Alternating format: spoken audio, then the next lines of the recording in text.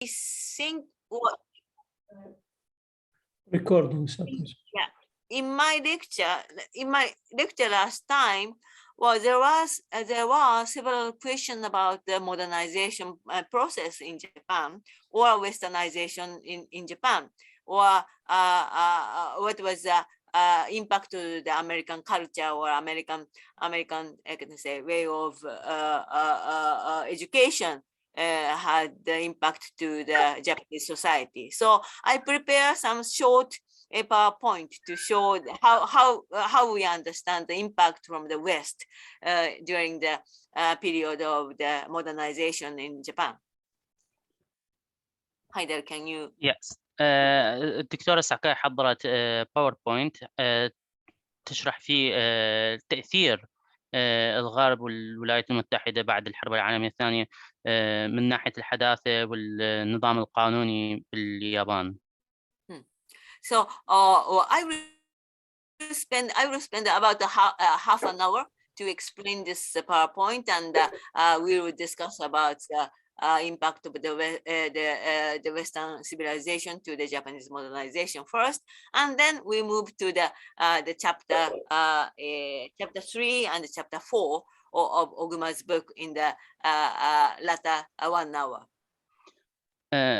عندنا نص ساعة راح نشرح به تأثير الحضارة الغربية على الحداثة في اليابان، وبعد هذه النص ساعة راح نتناول الفصل الثالث والفصل الرابع من كتاب أوغوما حول اليابان. Okay. The first of all, actually, this is, as I mentioned last time, it is very difficult to explain how the Japanese modernization started and how was the process of the modernization in Japan in half an hour or 1 hour or several hours. Maybe we need one course to discuss about the process of the modernization in Japan. But I pick up several phases of the modernization, and especially I focus on, it is quite easy to understand if you see the change of the legal system. من الصعوبة شرح الحداثة في اليابان في محاضرة واحدة أو عدة محاضرات، بس تحتاج إلى كورس كامل لشرح هذا الموضوع. لكن الدكتورة ساكاي وضعت هذا الجدول اللي أمامكم الآن بالباوربوينت يتناول الموضوع أنه كيف فترة زمنية أنه النظام القانوني اللي استمد اليابان وكيف تأثر على الحداثة في اليابان. Okay, so this is a chart. This is the chart of the transformation of the Japanese legal system from the ancient time till after the Second World War. Like Muslim world, Islamic world, before the 7th century, we didn't have any systematic legal system. And Japan used to have a kind of the traditional the customs instead of the systematic legal system. هذا الجدول اللي أمامكم يتناول موضوع القانون، كيف استمد اليابانيين القانون من مثلا النظام الصيني أو الحاد فترة ما بعد الحرب العالمية الثانية. اليابان أيضا مثل العالم الإسلامي قبل هذه الفترة أنه كان قبل أنه يستمد اليابان من النظام القانوني الصيني، قبل ما كان أكو قانون واضح، أو كان أكثر شيء أنه مستخدمين الثقافة أو الكالتشر الموجودة في تلك الفترة، لكن بعدها استخدموا القانون الصيني. قبل القانون الصيني كان عادات وتقاليد موجودة. And after the seventh century, in the mid of 7th century, there is a kind of the reform. It is called the Taika no Kaishin, ancient reform at the time. And then a prince at the time in Japanese government introduced Chinese law, or as can I say basic legal system in Japan. قبل كان في تايكونو كايشن تايكونو كايشن بعدها بالقرن السابع عفوا بعدها اليابان استمدت قوانينها من النظام القانوني الصيني. And well, the important thing that the Japanese society is based on such kind of the Chinese legal system, not only the legal system, but also the Chinese bureaucratic system, or a Chinese way of organizing the society, or blah, blah, blah. So we can say that the Japan and Korea, and to some extent Vietnam, were in I can say a sphere of Chinese empire. I mean, well, we are not included in the Chinese empire, but as a surrounding countries, we are I can say part of the Chinese civilization until the 19th century, until Meiji reform. اليابان ما كانت فقط تستمد النظام القانوني الصيني، لكن أيضا تنظيم البيروقراطية، التنظيم الاجتماعي. مو فقط اليابان، حتى كوريا، فيتنام، هاي الدول اللي كانت محيطة بالصين ما كانت جزء من الإمبراطورية الصينية، وإنما كانت متأثرة بالحضارة الصينية وكجزء من الحضارة الصينية.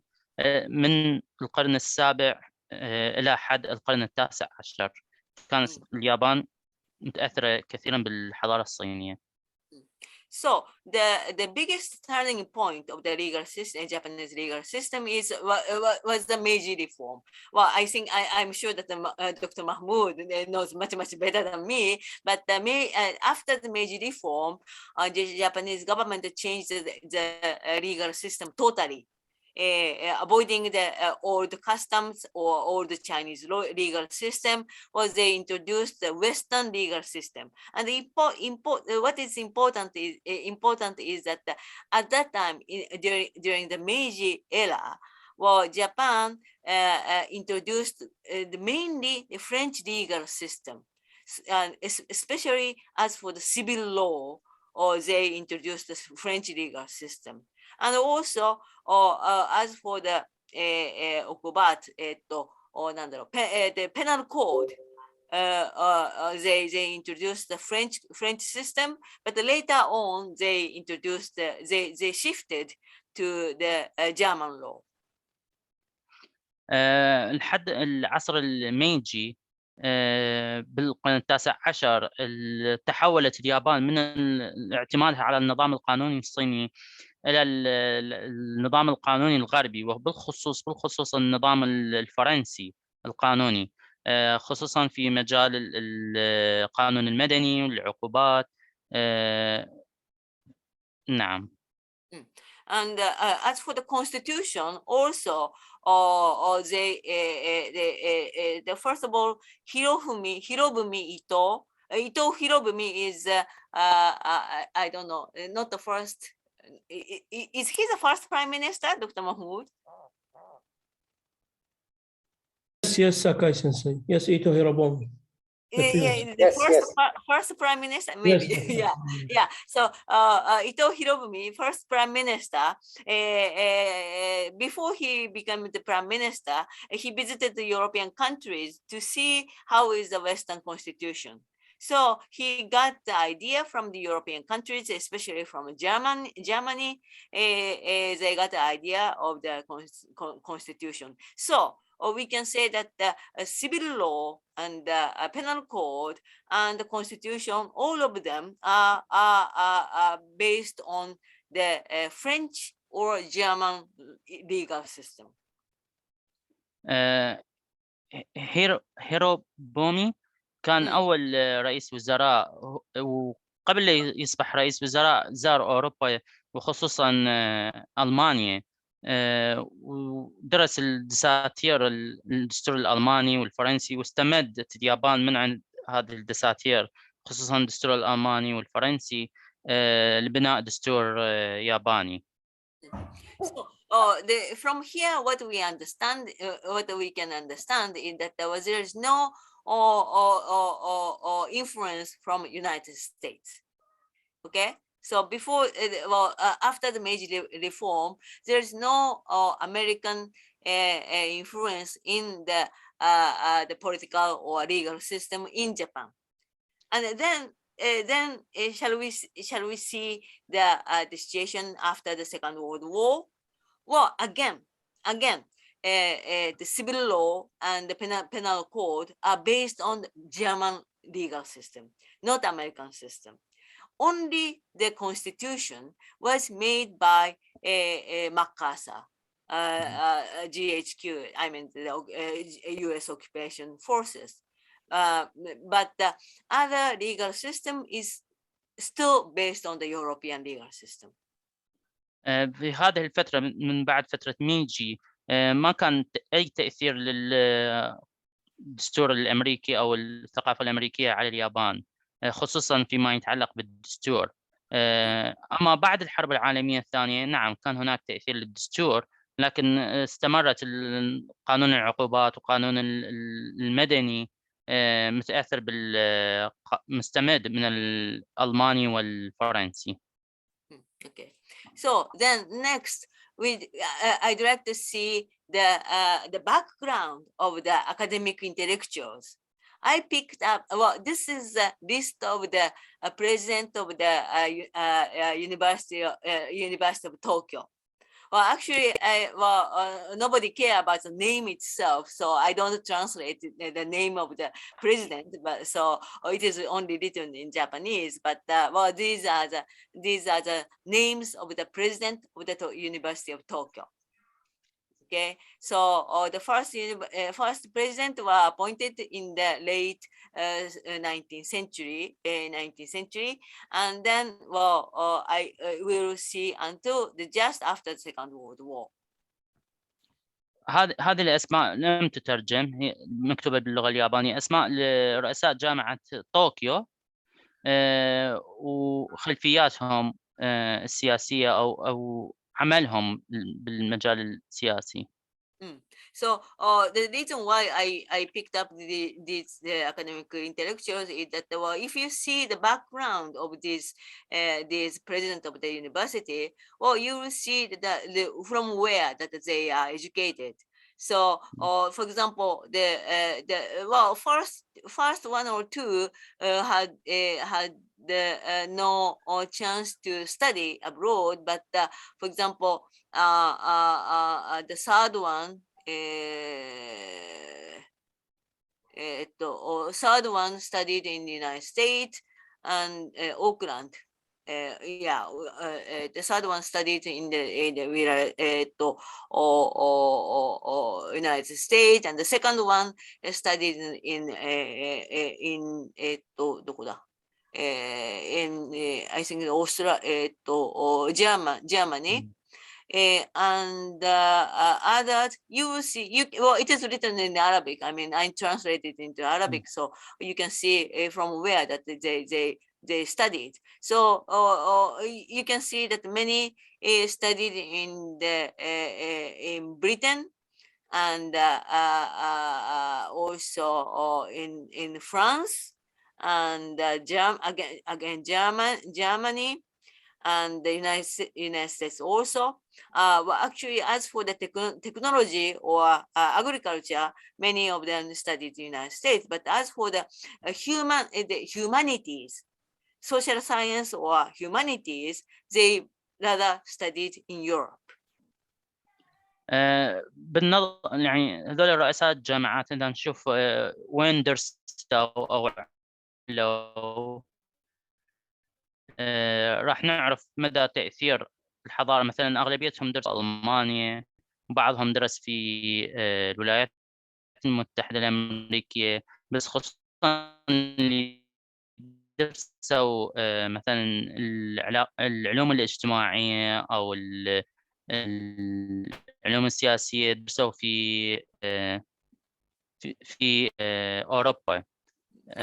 وحتى لو تلاحظون الأول والثاني ما درسوا، الأول ما درس مثلا في خارج اليابان، لكن عمل خارج اليابان في أوروبا، وهذا أثر طبعا على طريقة تفكيرهم.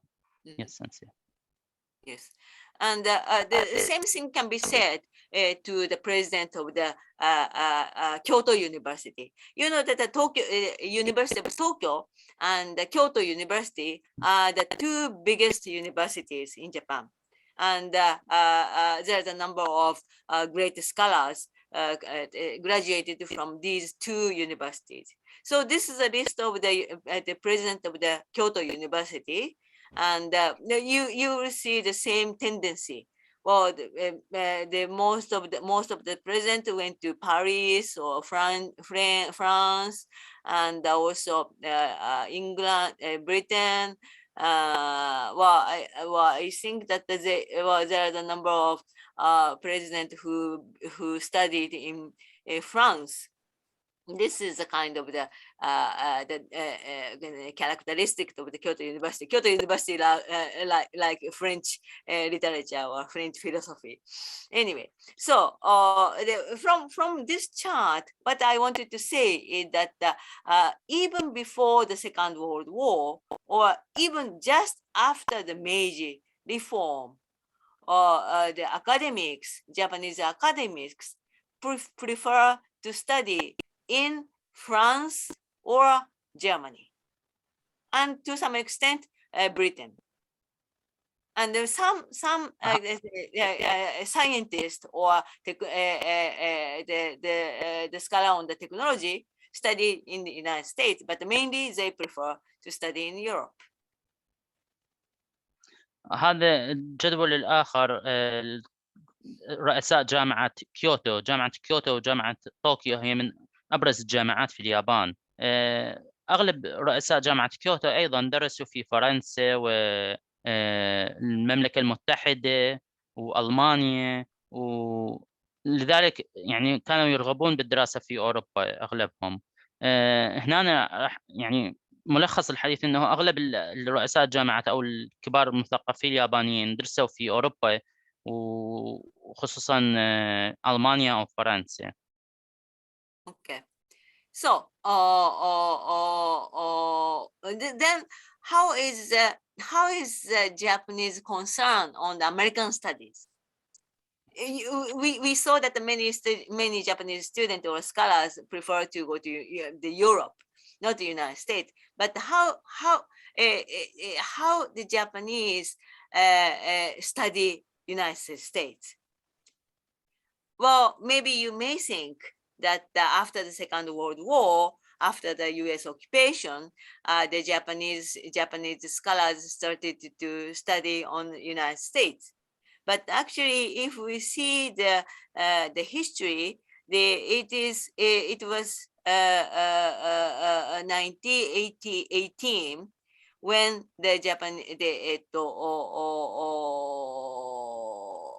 the class on the American study was established in the University of Tokyo.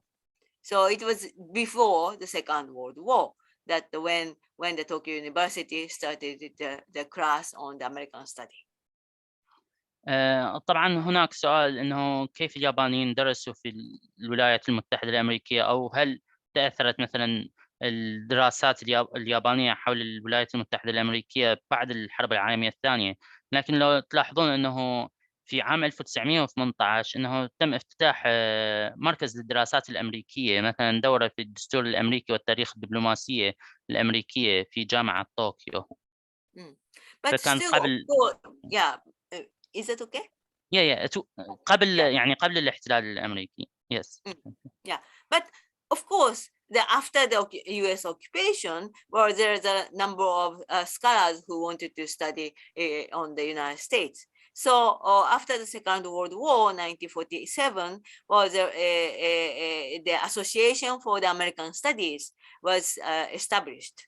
And this is not because of the American pressure or US imposed a tendency, but there is kind of the atmosphere among the Japanese scholars that we were defeated by the United States. So we need to understand, or we need to know the United States in order that we can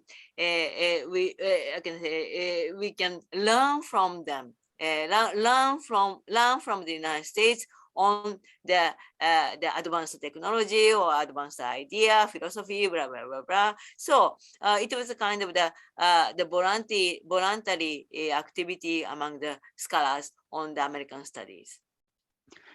بعد الحرب العالمية الثانية بالتأكيد هناك أصبحت العفو. طبعا بعد الحرب العالمية الثانية هناك اهتمام بالدراسات الأمريكية. مثلا عام 1947 تم تأسيس جمعية الأبحاث الأمريكية.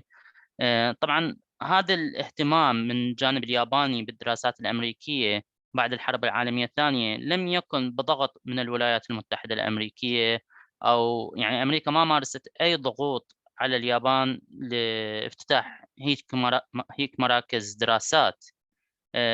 لكن الاهتمام الأكاديمي الياباني بالدراسات الأمريكية جاء بسبب هزيمة اليابان خلال الحرب العالمية الثانية، أدى إلى التطوع الأكاديميين اليابانيين لفهم الولايات المتحدة الأمريكية ودراسة الولايات المتحدة الأمريكية، لنقل التطور التكنولوجي من الولايات المتحدة الأمريكية لليابان، لنقل الفلسفة، العلوم، يعني جميع العلوم والتطور التكنولوجي من الولايات المتحدة الأمريكية لليابان. Yes. There was a chart, and Haider, did you see the chart? And well, I think that you better a little bit slow down in Yes. the Yes. translation. But actually, the translation, the Arabic translation is written in the PowerPoint, so it is almost the same thing. I will try. أنا آسف إذا كنت أتحدث بسرعة، لكن راح أبدي أتحدث بصورة جدا بطيئة. دكتور حيدر لأنه دا يكتبون اللي دا تقوله، فلذلك يحسون إنه سريع، يعني دا يسجلون. هاي النقطة. نعم. Okay. Yeah. No problem. Shall we go on? Okay. Yeah. Then, as for the United States, what they did to the Japanese academics is that they were very kind. I can say they are very kind to invite a number of the good student to the United States. So many of the students who were invited to the Harvard University or Cambridge University or the Cornell University as invitation from the U.S. government. So that means that the United States was very keen in promoting the pro-U.S. Japanese scholars.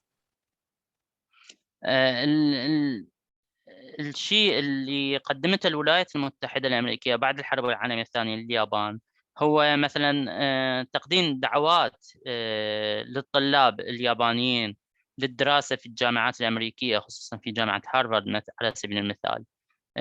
هذول الطلاب الأمريكيين ذهبوا هناك ودرسوا بدعوة من الولايات المتحدة الأمريكية. الولايات المتحدة الأمريكية كانت يعني محبة أنه تدعو الطلبة حتى أيضا يكون يعني تقريبا مثل الولاء الأكاديمي للولايات المتحدة الأمريكية، أو يتأثرون أكثر بالولايات المتحدة الأمريكية. But even though it doesn't mean that all of the students who were invited by the United States became pro-United States. or well, there are several scholars who became very, very pro-US, or there are some some politicians who were invited by the United States became very, very pro-US, but still, well, some of them, or maybe half of them, studied in the United States and become very critical against the U.S. policy, and they consider that they understand United States very well. That's why they can say the criticism towards the United States. So, so this is the situation. It does well. I mean, even after the Second World War, it doesn't mean that the Japanese academism is dominated by the pro-US scholars. حتى بعد الحرب العالمية الثانية والعدد الكبير من الطلاب اللي زاروا الولايات المتحدة الأمريكية، هذا ما يعني أنه كل الطلاب أصبحوا موالين أو مقربين للولايات المتحدة الأمريكية، وإنما هناك الكثير منهم بدأ أنه بعد أن أنهى دراسته في الولايات المتحدة الأمريكية بدأوا ينتقدون بعض الجوانب للولايات المتحدة الأمريكية، فما يعني أنه كل اللي ذهبوا لهناك أصبحوا موالين للولايات المتحدة الأمريكية، لكن هناك بعضهم أصبحوا سياسيين، نعم كانوا مدافعين عن سياسات الولايات المتحدة الأمريكية.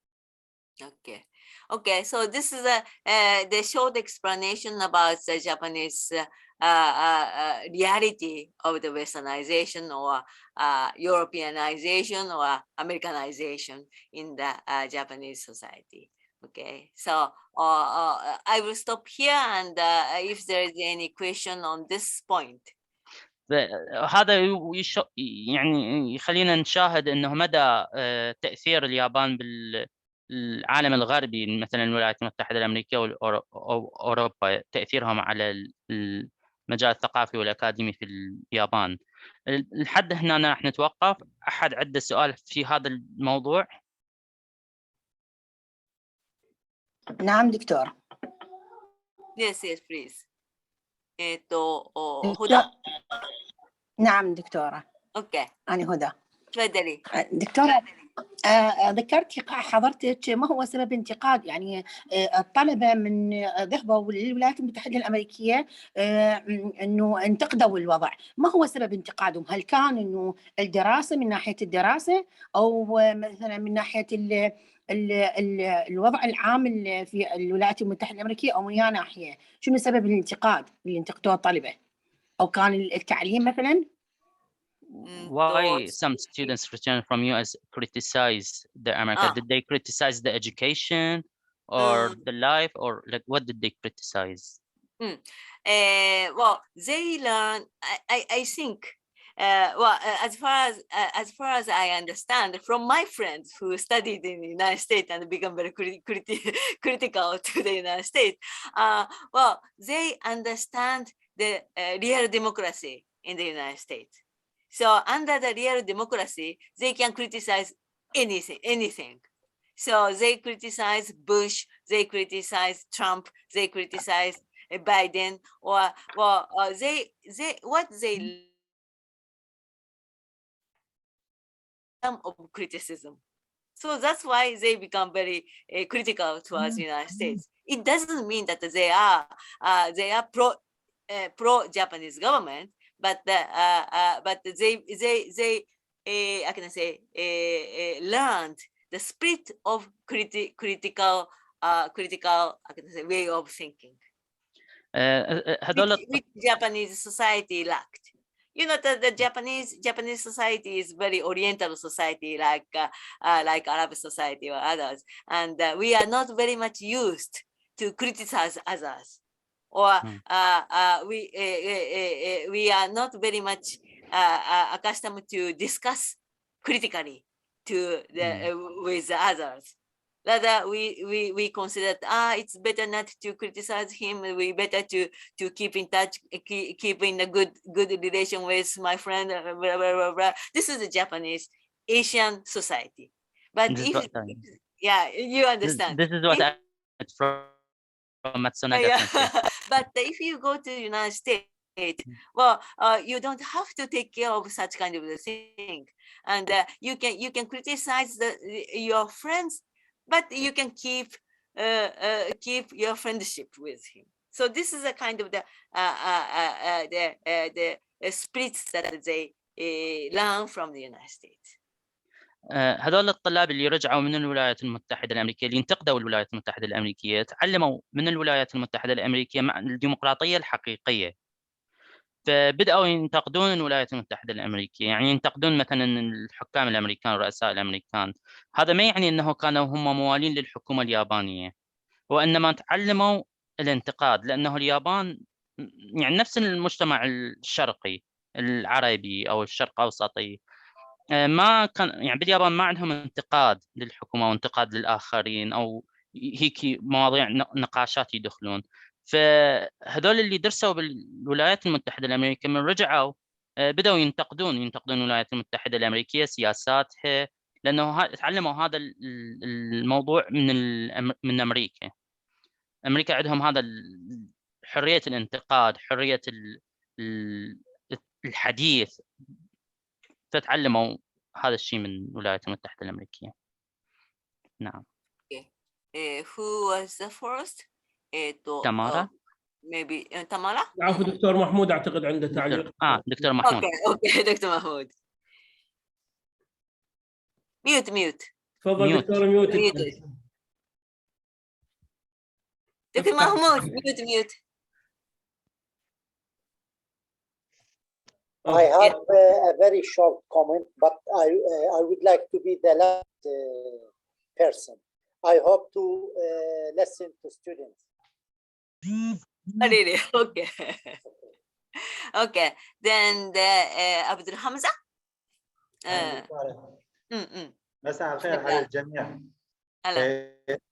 سؤال: لماذا تم اختيار الولايات المتحدة الأمريكية للدراسة فيها؟ وإذا كان الجواب لأنها ديمقراطية، نحن نعرف أن بريطانيا هي غالبة في الديمقراطية قبل الولايات المتحدة. شكرا جزيلا. Sensei, you understand the question? Why they choose the United States? Is it because of democracy? But the UK, why not UK? UK is more democratic than an older. Yeah, that's true. That's why, well, actually, until now, I think that there are a lot of students who prefer to go to Britain to study. As for especially for the social science or humanities, they prefer to go to Britain, and less students go to the United States, even after the Second World War. And as I mentioned, well, after the Meiji Revolution, very few went to the United States, and many of the students in the humanities went to Britain. So we love Britain more than the United States. نعم، أغلب الطلبة يحبون يروحون يدرسون في بريطانيا أكثر من الولايات المتحدة الأمريكية لحد الآن، خصوصا في المجال العلوم الاجتماعية والعلوم السياسية والدراسات الإنسانية. دائما يختارون أغلب الطلاب يختارون الولايات البريطانية، دراسة في بريطانيا. But one thing I wanted to add is that well, even though the British society is yes, they are democratic, but at the same time very aristocratic. There is an aristocratic classes in the British society, so it is well, as for the Asian, the people from the Asian region, well, we often feel discrimination in the British society, rather the more than in the United States. Maybe United States is much more, can I say, multi-ethnic society. So we cannot judge, but sometimes Japanese students feel uncomfortable with this British aristocratic society. مع ذلك المجتمع البريطاني هو مجتمع أرستقراطي محافظ عكس الولايات المتحدة الأمريكية، المجتمع الأمريكي. لذلك دائما بعض الطلبة اليابانيين يشعرون بالنوع من العنصرية في بريطانيا، على خلاف ما يعني الولايات المتحدة الأمريكية يشعرون أكثر ارتياح مع المجتمع الأمريكي، أكثر منفتح الأمريكان. Okay. Then Tamara. تمام. السلام عليكم دكتورة. بالنسبة لسؤالي، هل برأيك دكتورة إتاحة التعليم لليابانيين في الدراسة بأمريكا كان لتحسين صورتهم بعد الحرب العالمية الثانية ومحاولة إنهاء الكراهية بينهم؟ يعني هاي ضريبة دفعوها بعد الحرب؟ So is it to improve the image of تقصدين تحسين صورة اليابانيين لو الأمريكان؟ لا، تحسين صورة الأمريكان باعتبارهم هم اللي احتلوا اليابان. So is it like American trying to improve their image to the Japanese people after the war? That's why they invite students? Yes, of course. Because America, always the United States wanted to teach somebody. Okay, you see, they wanted to teach Japanese, they wanted to teach German people, and they wanted to teach Iraqis, okay, and Afghanis. So I can say they are very naive people, and they wanted to be loved by the others. They wanted to make the Japanese people love the United States. So you are right. Well, they wanted to make the image of the United States good in front of the Japanese society. نعم، هاي سياستهم لتحسين صورة الولايات المتحدة الأمريكية، لأن الأمريكان دائما يحبون يعلمون الآخرين، يعني يحبون يعلمون اليابانيين، الألمان، العراقيين، لذلك يحبون أنه يخلون الشعوب الأخرى تحبهم. نعم. Okay. Is it anybody? قاسم.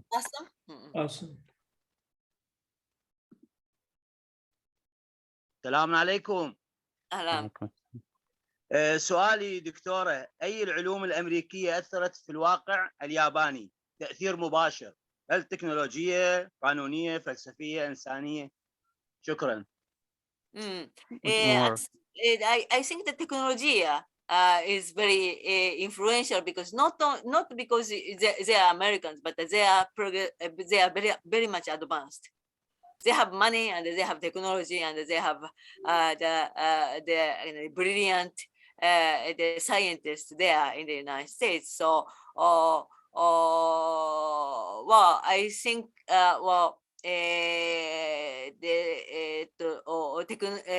technology and the natural science is the most attractive academic field in the United States for the Japanese student. But as for the humanities and the social science, maybe some prefer United States, but the many prefers Europe. العلوم الطبيعية والتكنولوجيا أكثر شيء ما تأثروا اليابانيين من الولايات المتحدة الأمريكية، لذلك أكثر الطلبة اللي يدرسون العلوم الطبيعية أو التكنولوجيا يذهبون إلى الولايات المتحدة الأمريكية لأنه بها الموارد الطبيعية، يعني الموارد لدراسة هاي العلوم، إضافة إلى عندهم من أفضل العلماء الأذكياء. أما فيما يخص الدراسات الإنسانية والعلوم الاجتماعية، أغلب اليابانيين يفضلون أنه يدرسون في أوروبا. The one thing this might be not very much related to the student, but maybe this is very serious among the professors like Dr. Mahmoud or Dr. Ala. Nowadays, very recently, we feel very strong influence of the United States, U.S. system on the academic field. That is, I can say, pattern of writing the PhD thesis.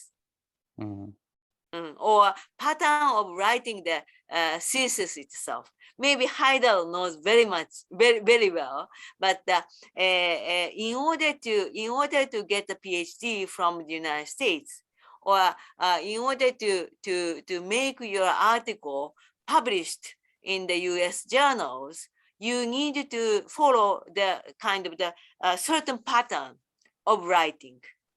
So or even you are studying in Iraq, or you are studying in Japan, or studying in Singapore, or China, or blah blah blah blah. No matter where you are studying, well, if you wanted to make your article in the the journals in the United States, I mean, the point is that in the United States, there's a number of good academic journals. So many of the scholars wanted to publish their article in the US journals. So in order to make your article on that journal, you have to follow the American way of writing the paper. So this is very, very, very, very a serious problem. Okay, so Japanese academic system has its own way, and the French has its own way. German has its own way. So they do educational, they have their own educational system.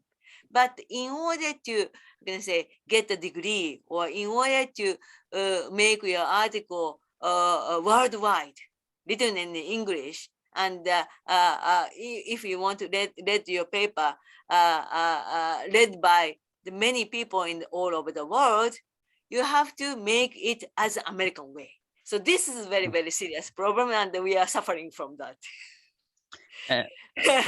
maybe Heidel can understand very well, because he's writing a paper on this way. طبعا هذه النقطة أكثر شيء راح يعني مهمة للدكتور محمود دكتور علاء، أنه بالسنوات الأخيرة بدأت العلوم الاجتماعية والعلوم الإنسانية تتأثر بالولايات المتحدة الأمريكية، والسبب أنه يعني فيما يخص الكتابة، خصوصا كتابة البحث الدكتوراه والماجستير، أو نشر بحوث مجلات أكاديمية. السبب أنه الولايات المتحدة الأمريكية تمتلك عدد كبير من المجلات المحكمة الأكاديمية، وأي باحث يحب أنه بحثه يكون منشور بمجلة رصينة، يعني أغلب الأكاديميين بالعالم كله يقروها، هي المجلات الأمريكية. لذلك اليابان بدأت أنه طريقة أو هيكلية كتابة البحث أو بحث الدكتوراه على الطريقة الأمريكية. وبالفعل أنا يعني واحد من الناس أنه بحث الدكتوراه مالتي حتى هسه أريد أنشر بحث مجلة أمريكية تقريبا مشابه الستايل الياباني الحديث، اللي أنا هسه عرفت أنه هذا ستايل حديث مشابه للمجلات الأكاديمية اليابانية. Okay, so can I then shall I well, if there is no question on this point, I think that we better move to the main topic of the Oguma's book. Is it okay? إذا ماكو أي سؤال آخر راح نتحول إلى الفصل الثالث من كتاب أوغوما. ماكو أي إشكال؟ Okay. Okay. Okay. Let's open the other PowerPoint. أكو أحد رافع إيده؟ أستاذ عباس؟ نعم دكتور. نعم. There's a question. طالب نعم دكتور. السلام عليكم جميعا. عفوا دكتور، يعني سؤال إذا ممكن. تفضل. هل إن اندحار اليابان دكتور، هل إن اندحار اليابان في الحرب العالمية الثانية جعلهم يشعرون بالتخلف عن الدول الأوروبية، لهذا بدأوا يبحثون عن التحديث ونقله إلى اليابان؟ يعني كانت هذه نتيجة اندحارهم. Is it because the Japanese looking to Western modernization? Is it because they defeated in the war, so they feel that they are backward, or still need to, yeah? Oh, okay. Well, as I mentioned in the last PowerPoint, well, Westernization or modernization started from the Meiji reform in the 19th century, not after the Second World War.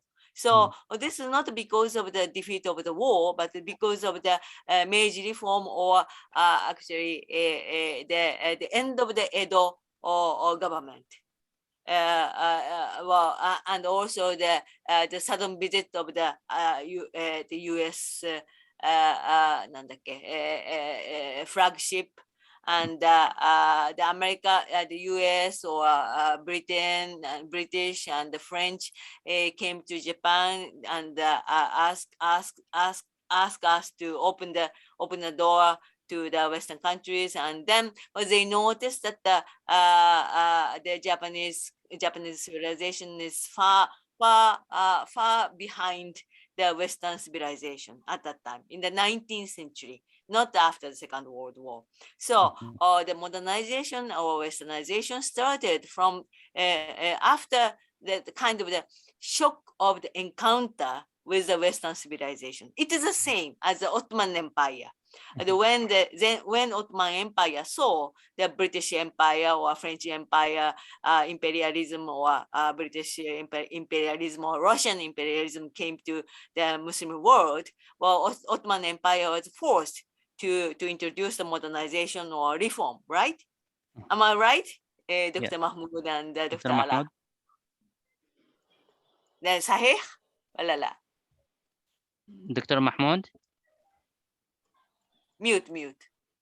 Okay, so correct, Sensei, and I think it is very clear. يعني دكتور حيدر نحتاج ترجمة إلى عباس. أي نعم. الحداثة بدأت باليابان مو من بعد الحرب العالمية الثانية، وإنما بدأت مع عهد ميجي. بعد انتهاء عهد ايدو اليابان في عهد ميجي جو الفرنسيين البريطانيين للولايات عفوا اليابان.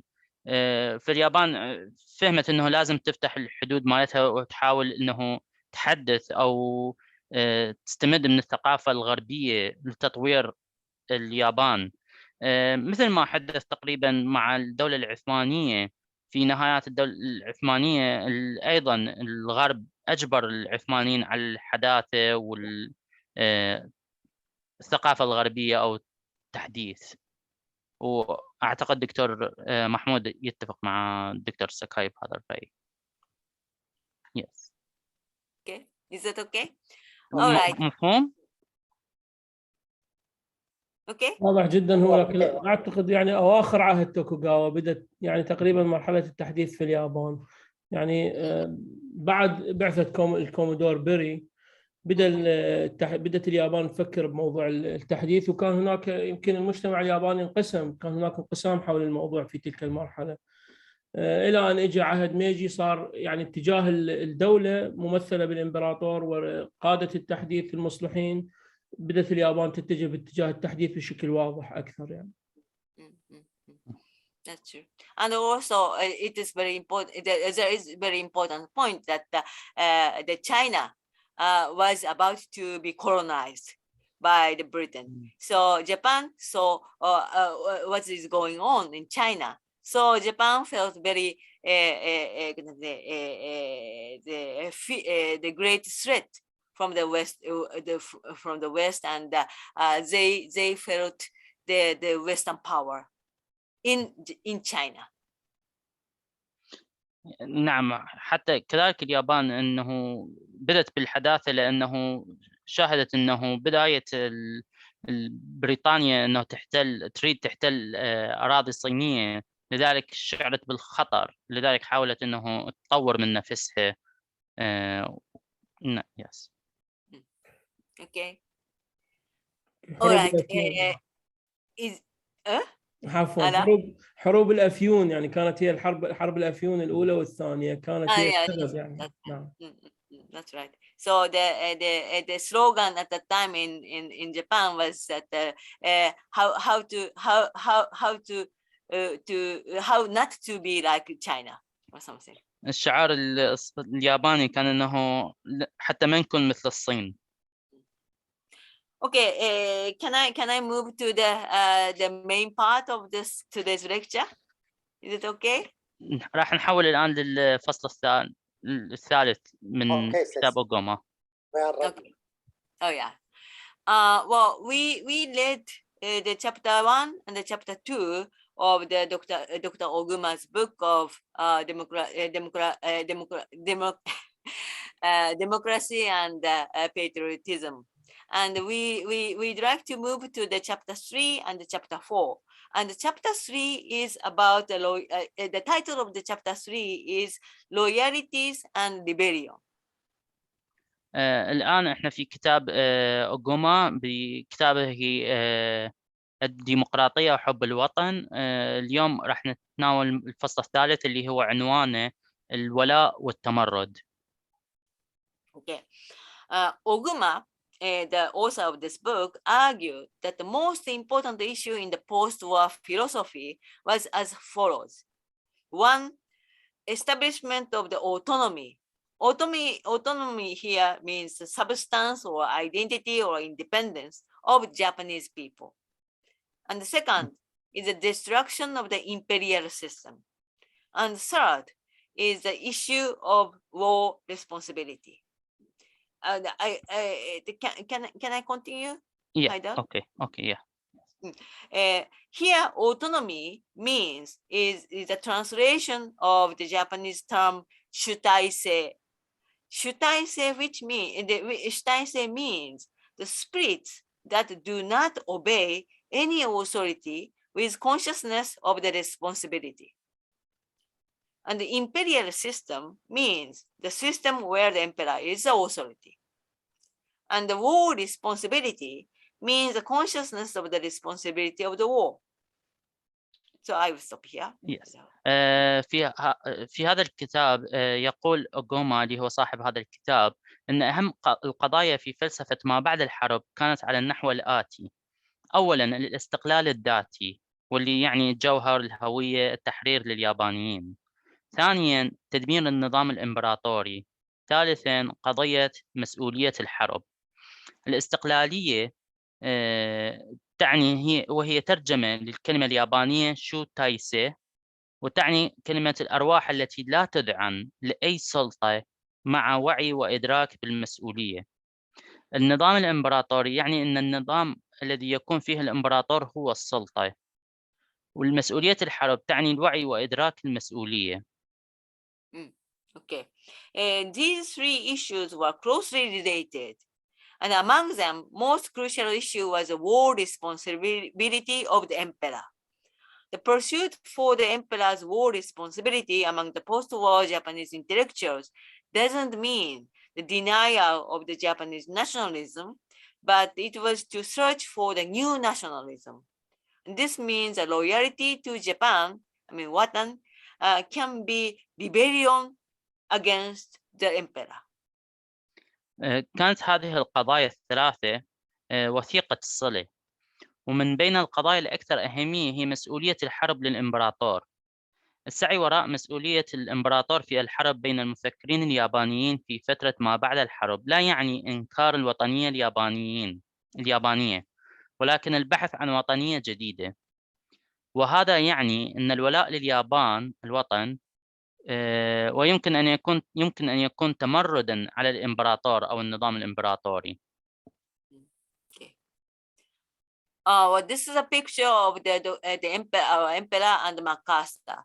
And well, actually, in this chapter, Oguma mentioned that there is a number of Japanese people who were very much shocked with the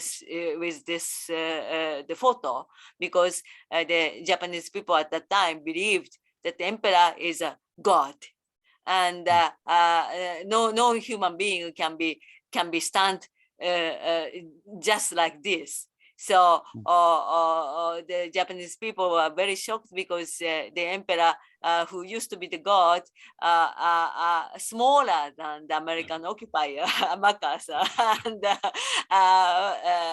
stand with him like a friend. So, yeah. هذه الصورة اللي تشاهدوها الآن هي صورة للإمبراطور مع الجنرال الأمريكي ماكارثر شكلت صدمة لليابانيين، لأنه الإمبراطور بالنسبة للمجتمع الياباني في ذاك الوقت هو أشبه بالإله، لكن هذه الصورة يعني يظهر الإمبراطور أقل حجما من الجنرال الأمريكي، شكلت صدمة لليابانيين. Okay. So anyhow, during the Second World War, too many Japanese had obeyed the pre-war military regime. So it was very difficult for the post-Second World War ruling politicians were not able to, I mean, it's difficult for the post-war ruling politicians to judge to what extent that they were responsible. خلال الحرب العالمية الثانية أطاع الكثير من اليابانيين النظام العسكري الياباني، لذلك كان من الصعب على السياسيين الحاكمين بعد الحرب العالمية الثانية القدرة على الحكم على مدى مسؤوليتهم في الحرب. So the post-war ruling politicians raised the slogan of national confession of Japanese war guilt. Well, in Japanese, we used to call it ichioku souzange. That means that the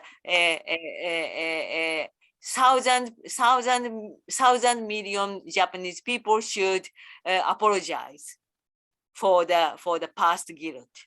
How many million? 1億だから、は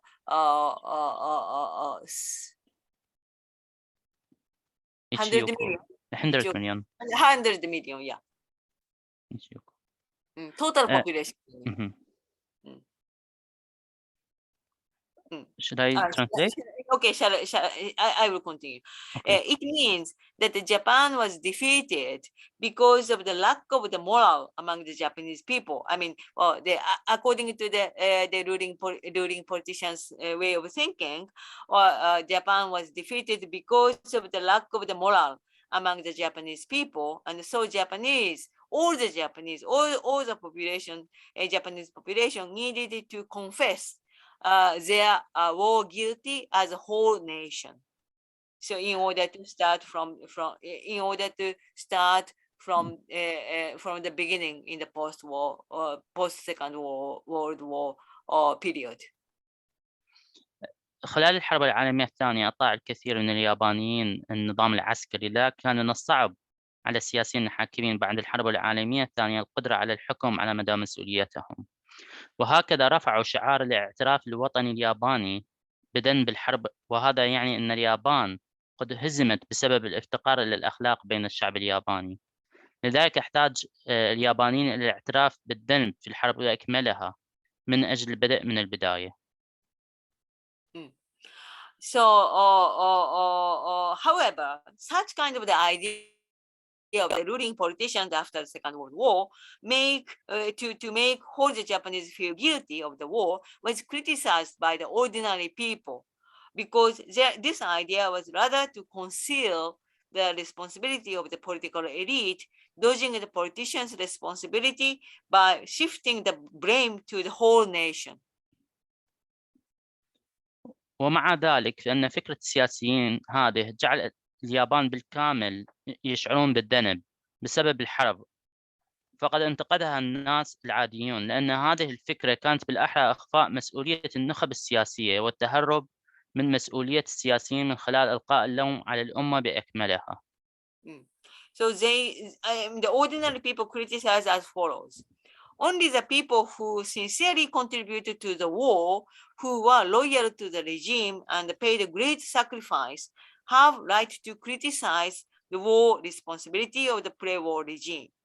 In other words, war victims had the right to blame the pre-war regime of its war responsibility because they sacrificed their life because of the order from the pre-war authority. وينتقدون ما يلي: فقط الأشخاص الذين ساهموا بالصدق في الحرب من الموالين للنظام وقدموا تضحيات كبيرة لهم حق الانتقاد. مسؤولية الحرب للنظام ما قبل الحرب. بعبارة أخرى، ضحايا الحرب لهم الحق في إلقاء اللوم على النظام ما قبل الحرب فيما يتعلق بمسؤولية الحرب، لأنهم ضحوا بحياتهم بسبب أوامر من السلطات ما قبل الحرب. So at the same time, the ordinary people criticized and showed hatred against the bystanders who fled from the conscription and did not contribute to the war. So the biggest question was whether emperor is the side of the ruling circle who should be criticized as a war criminal, or is the side of the nationals or ordinary people who were the victim. Was it the question? They questioned is that the emperor is the ruling side or victim side. بالوقت نفسه انتقدوا وأظهروا كراهية ضد المتفرجين الذين فروا من التجنيد ولم يساهموا في الحرب. السؤال الأهم: هل يعد الإمبراطور والذي يعد من طرف الوسط الحاكم الذي ينبغي نقده على أنه مجرم حرب، أم أنه في طرف الوطنيين الذين كانوا ضحايا؟ يعني الإمبراطور هل هو من النخبة الحاكمة أم هو من الشعب؟ So how did the Japanese ordinary people criticize the emperor? There are several points that they criticize. The first point is that the emperor should commit suicide. First way of the criticizing the emperor is that the emperor says that the emperor should commit suicide because it is too shameful for him as the head of the Japanese nation to live after the defeat. So it means that he is shameful in front of the war victims who died for the emperor. Emperor cannot live. They insist that the emperor shouldn't live if emperor they consider of the victims in a victim who died in the name of the emperor. And the second, okay, please. كيف انتقد اليابانيين العاديين الإمبراطور؟ أولاً يقول بعض اليابانيين أنه يجب على الإمبراطور أن ينتحر لأنه من المعيب والمخجل كرئيس للأمة أن يعيش بعد الهزيمة. يعني هو يعد عار إمام الضحايا الذين ماتوا من أجل الإمبراطور. هاي إذا كان هو يعني yes sensei. So second criticism is that is on the point that the emperor chose the way to survive, to live with the United States. So that this is what I mentioned on this photo. Emperor chose the way to survive, even though they keep friends with the United States, who used to be the enemy of the Japanese government. So this kind of the criticism showed the hatred more against emperor than to the United States. So they didn't, the ordinary people didn't criticize the United States, but criticize the emperor who obeyed the United States. So they became anti-United States because they were disappointed with the emperor. اختار الإمبراطور طريقة البقاء للعيش مع الولايات المتحدة ولدت كراهية ضد الإمبراطور أكثر من كراهية تجاه الولايات المتحدة الأمريكية. يعني أصبحوا مناهضين للولايات المتحدة الأمريكية لأنهم أصيبوا بخيبة أمل من الإمبراطور، يعني بسبب أنه الإمبراطور تقبل أن يكون يتعامل مع الولايات المتحدة الأمريكية بهذه الطريقة، ولدت كراهية تجاه الإمبراطور، وهذه الكراهية ولدت كراهية تجاه الولايات المتحدة الأمريكية.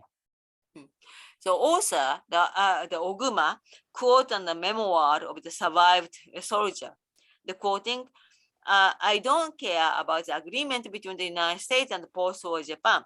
I have no intention to surrender to the United States.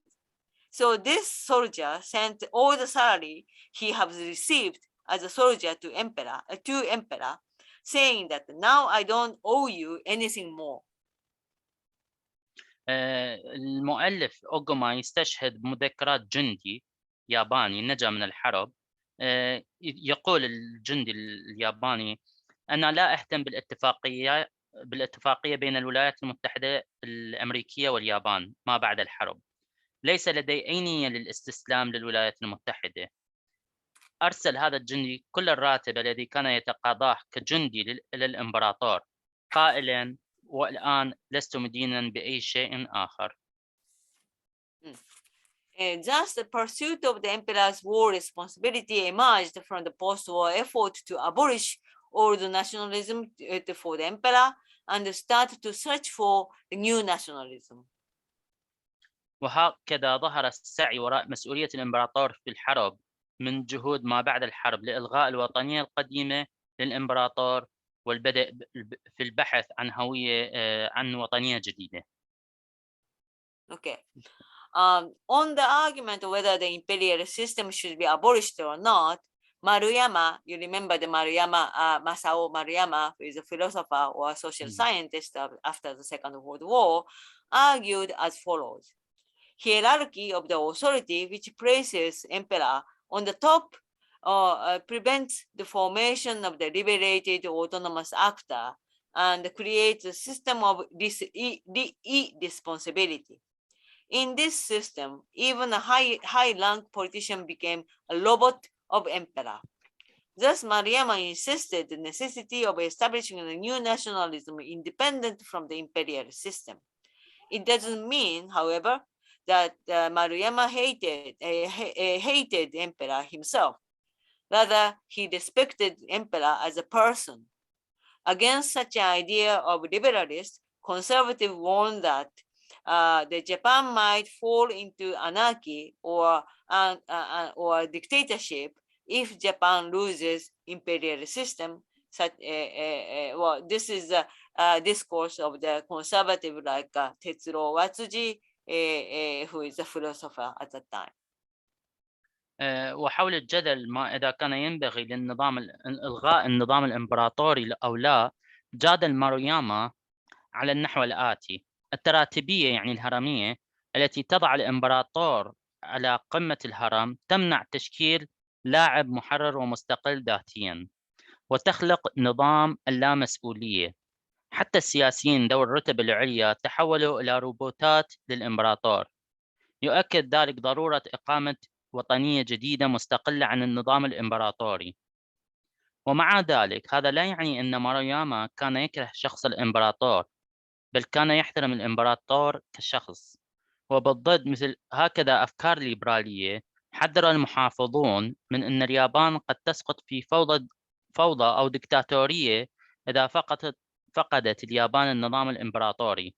مثال على هذا الحديث المناهض للليبراليين الفيلسوف تيتسوري واتسيجي هو محافظ وفيلسوف في ذاك الوقت. What is interesting is that Maruyama's way of thinking reflected something Japanese very traditional, although he insisted necessity of establishment of the independence of the human being in the modern way. He emphasized the role of the ethos of samurai, Bushido, in rebelling against the imperial system, criticizing the conservatives, saying that shame on you. Well, actually, the expression like a shame on you is very, very typical for the samurai. Samurai prefer the commit suicide or kill himself if he became very ashamed. So honor is much important for samurai than his life. Okay, and then anyway, Maruyama appreciates the democratization movement in Meiji era as being progressive at the same time feudalistic, and the feudalistic factor produced the energy for protest. Another liberal scholar on law, Michitaka Kaino, said that pre-war conservative politicians should have committed suicide, seppuku, like a feudal samurai, in the defeat. المثير للاهتمام هو أن طريقة تفكير ماروياما تعكس شيئاً تقليدياً يابانياً على الرغم من إصراره على ضرورة إنشاء استقلالية الإنسان بالطريقة الحديثة، وشدد على دور روح الساموراي بوشيدو في التمرد على النظام الإمبراطوري، منتقداً المحافظين بقوله عار عليكم، لأن الساموراي عنده الشرف أهم من نفسه.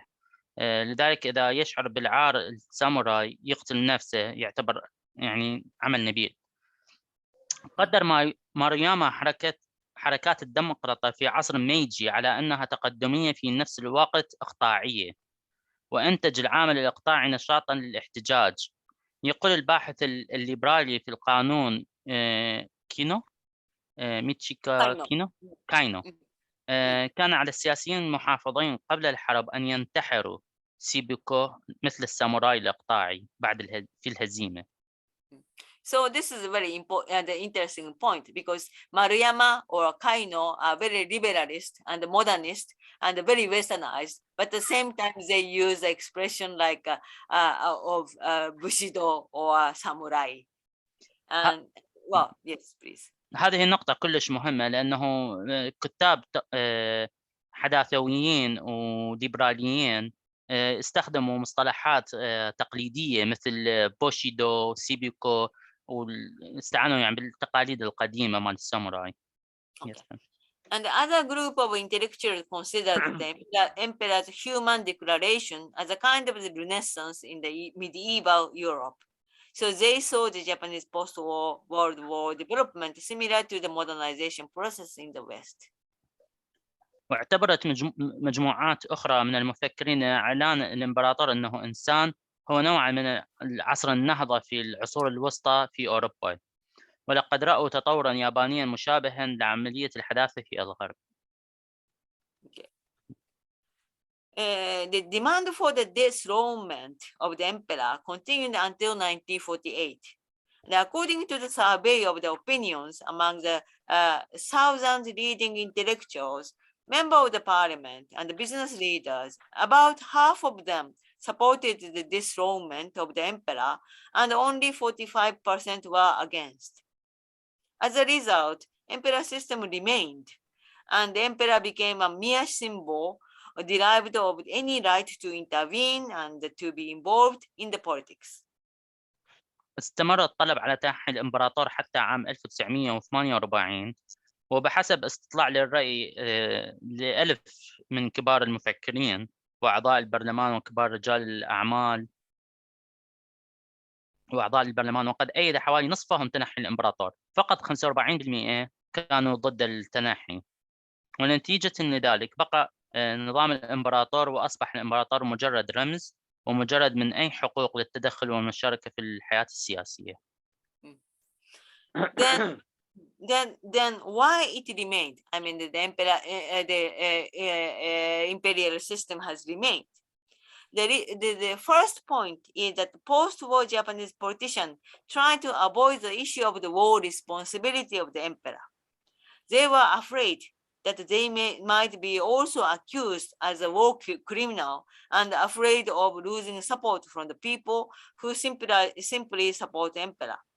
Among the members of the parliament in the lower house at the time, only 6.2% supported the dethronement, and 21.4% in the upper house.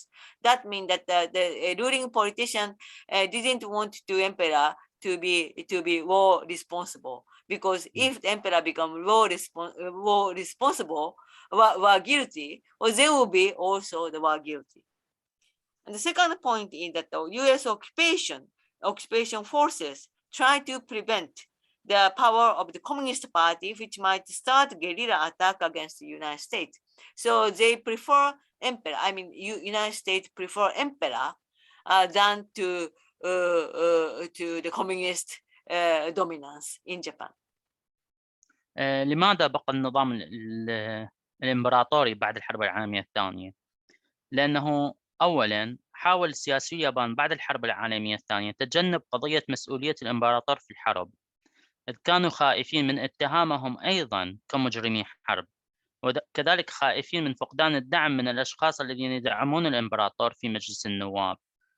في مجلس النواب أيد 6.2 فقط تنحية الإمبراطور، وفي المجلس الشيوخ أيد حوالي 21.4 فقط أيدوا تنحي الإمبراطور. يعني كانوا خائفين أنه إذا اتهم الإمبراطور أنه مجرم حرب، هم أيضا راح يكونوا المتهمين. النقطة الثانية أن قوات الاحتلال الأمريكي حاولت منع قوة الحزب الشيوعي في القيام بحرب عصابات ضد الولايات المتحدة الأمريكية. في حال تنحي الإمبراطور. Yes, Okay. Sensei. The year before the San Francisco Treaty of Peace with Japan, there occurred a student demonstration or protest movement at the Kyoto University, casting a question to the emperor, saying that, "Emperor, you should listen to the voices of the people. Are you seriously ready to avoid any wars and to refuse any pressure to Japan to rearm? I hope you see the pictures and art that describe the victims of the atomic bomb." Unfortunately, Emperor has no chance to receive this letter from the student.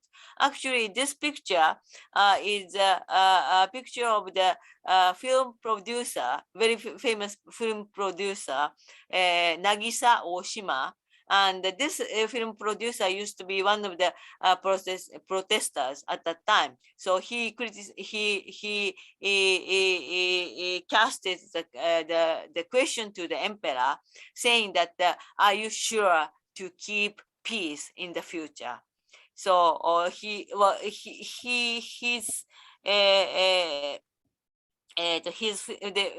one of the most famous film of his work is "Merry Christmas, Mr. Lawrence." This is a joint film between the British and the Japanese. So you may have a chance to see this film. Please. قبل عام من معاهدة سان فرانسيسكو للسلام مع اليابان، حدثت مظاهرات طلابية في جامعة كيوتو، ووجهت أسئلة للإمبراطور قائلة: أيها الإمبراطور، يجب عليك أن تسمع أصوات الناس. هل أنتم مستعدون بجدية لتجنب أي حروب ورفض أي ضغط على اليابان لإعادة تسليحها؟ أتمنى أن تشاهد الصور والفنون التي وصفت ضحايا القنبلة الذرية. لسوء الحظ لم يكن لدى الإمبراطور فرصة لتلقي هذه الرسائل من الطلاب. هناك منتج فيلم اسمه ناكيسا أوشيما، عنده صورة هو على الضحايا مال الحرب، وعنده فيلم أيضا بالمشاركة مع يابانية بريطانية على هذا الموضوع، يمكن تشوفوه. اسمه what is the name of the movie? Merry Christmas, Mr. Lawrence. اسمه Merry Christmas, Mr. Lawrence اسم الفيلم. Yes. Yeah, film. Yes. The English title of this film. Yes. Okay, and this ambiguous solution and no war responsibility asked to the emperor made it difficult for the post-war Japanese to establish a new own national identity. هذا الحل الغامض وعدم مسؤولية الحرب التي طلبت من الإمبراطور جعل من الصعب على اليابانيين في فترة ما بعد الحرب إنشاء هوية وطنية جديدة خاصة بهم. Okay, then this is the end of the chapter 3. So if there is any question on chapter 3, well, let's take 10 minutes for the question and answer time. عندنا 10 دقائق للسؤال والجواب حول هذا الفصل، الفصل الثالث. اكو احد عنده سؤال على هذا الفصل؟ نعم دكتور، ممكن سؤال؟ نعم خاتم.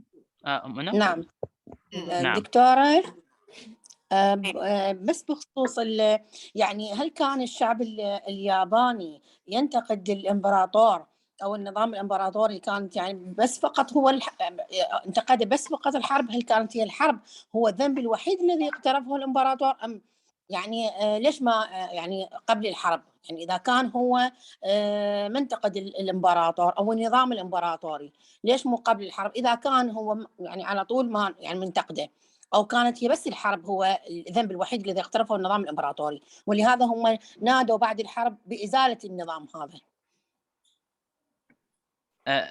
The question is it because they criticize the emperor only because of the war, or why they didn't criticize him before the war?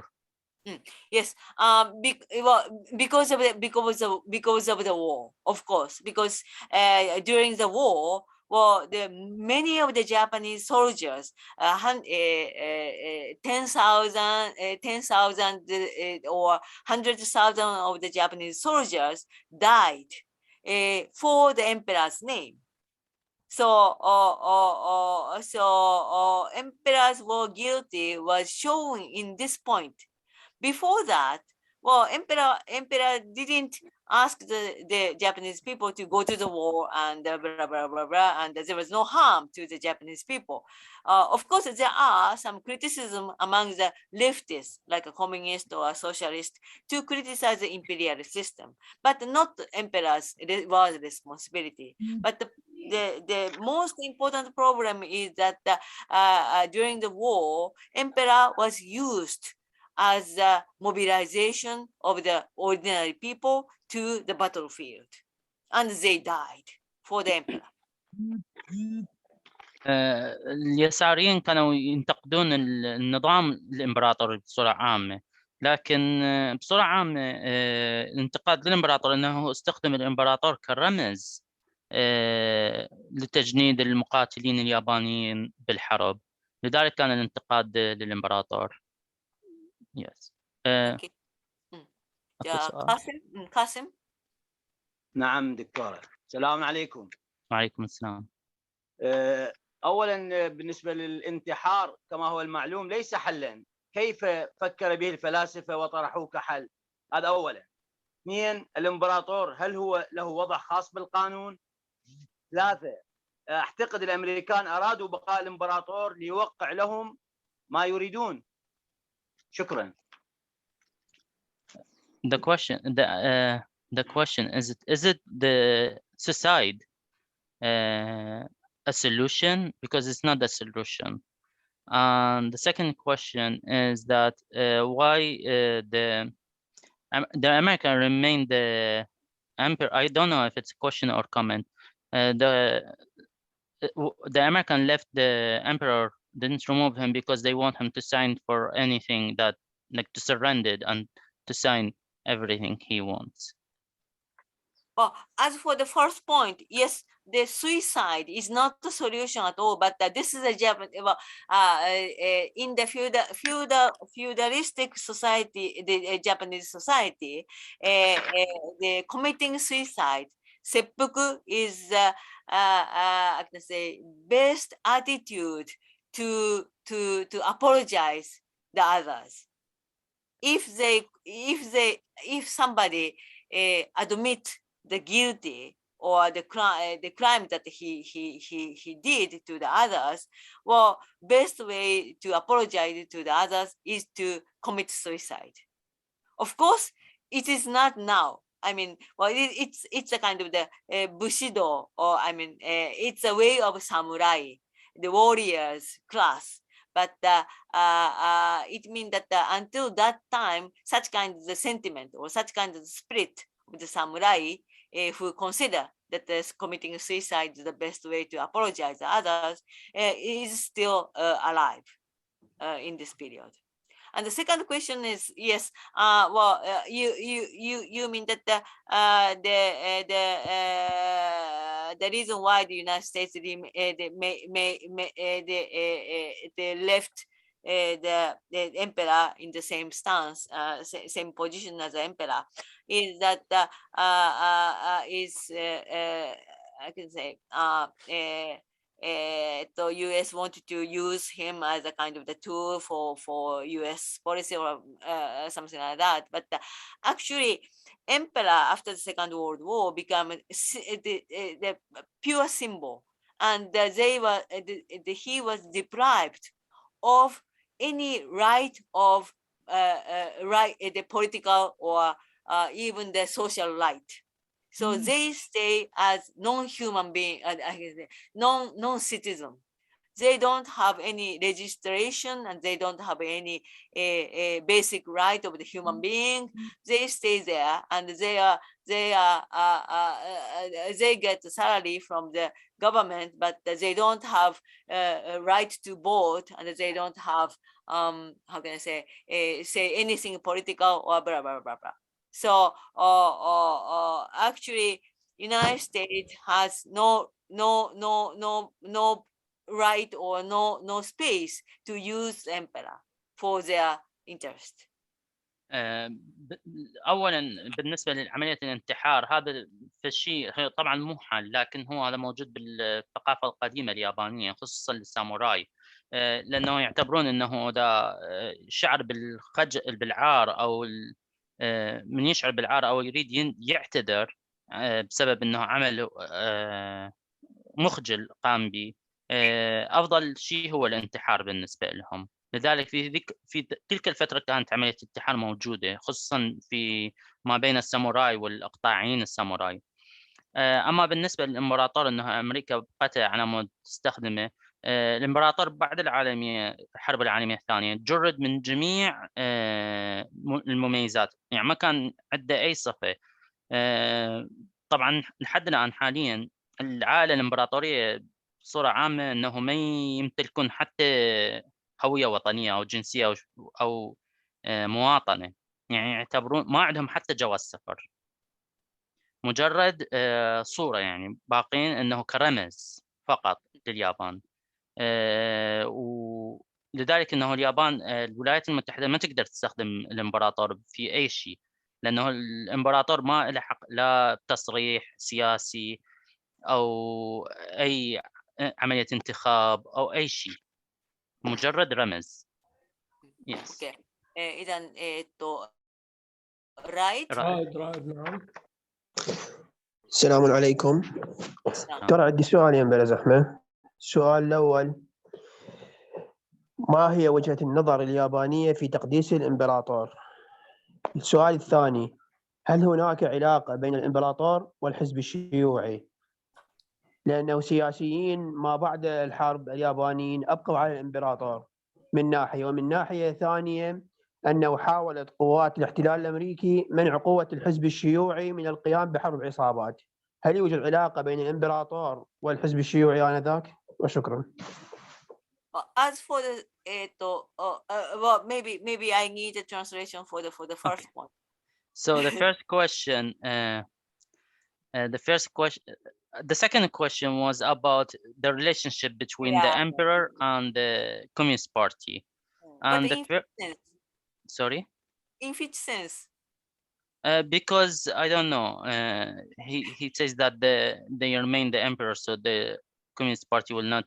يعني بعد الحرب after the war. بس السؤال الأول شنو كان؟ السؤال الأول؟ السؤال الأول دكتور، ما هي وجهة النظر اليابانية في تقديس الإمبراطور؟ What's the opinion of Japanese people on making the emperor as a sacred or like? تقديس تقديس. Okay. Yeah. All right.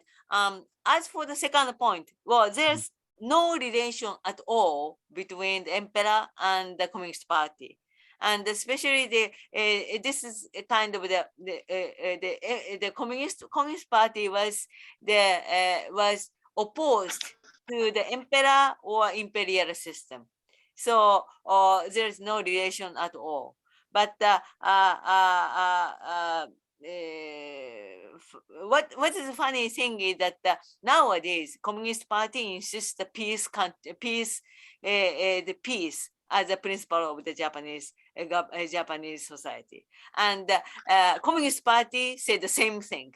Peace is the best thing. So the phenomena is very similar between the emperor and the Communist Party, but actually the ideology or stance or policy itself is completely opposite. This is on the emperor and the communist. And the first point is that the security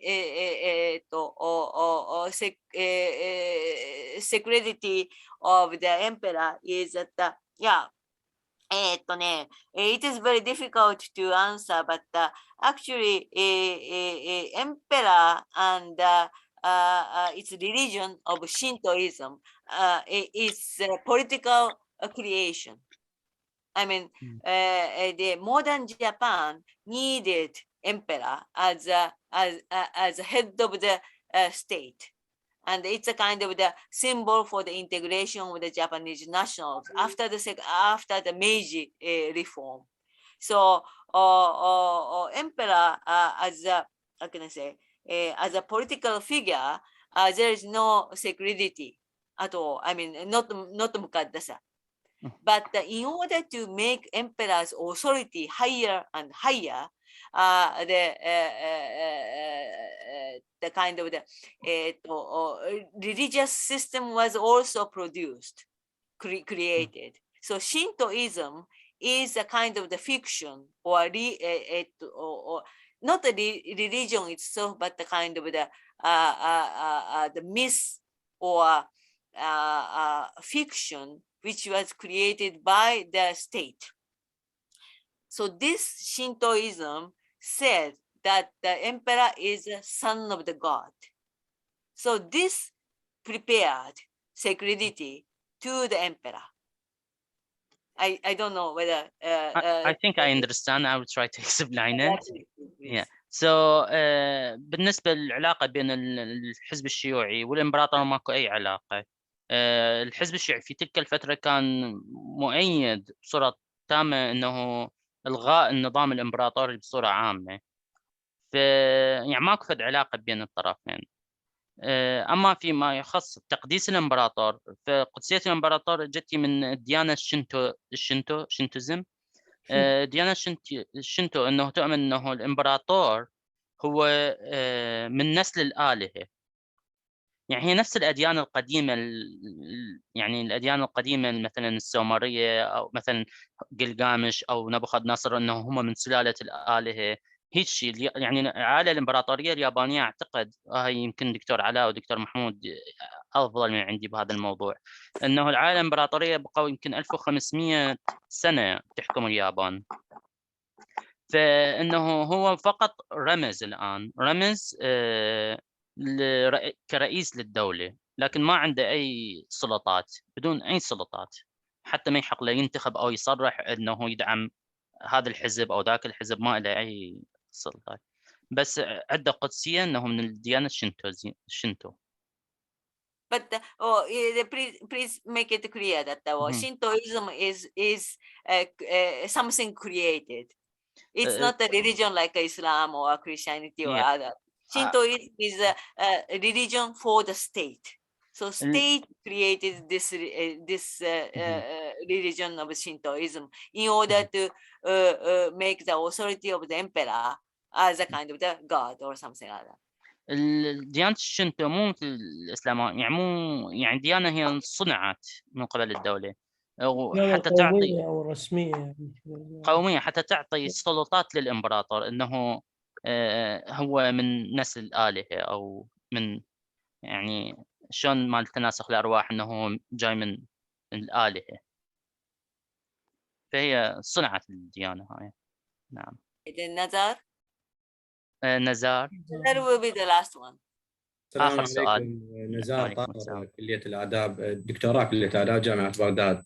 هنا بس مداخلة بسيطة مع الدكتورة ساكاي، إنه وضع الاتهام أو صب الاتهام بشخص الإمبراطور فقط دون الإشارة إلى الفئة السياسية الحاكمة، سواء قادة الجيش أو السياسيين، الحكومة أو الرؤوس البارزة من الشعب.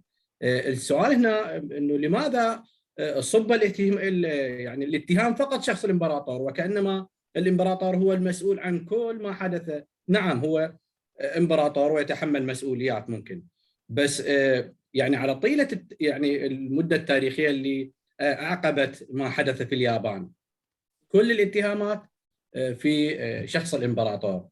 يعني لا يمكن إنه الإشارة إلى نقول النظام الحاكم أو الفئة السياسية الحاكمة هي من تتحمل المسؤولية عما حدث في اليابان. شكرا.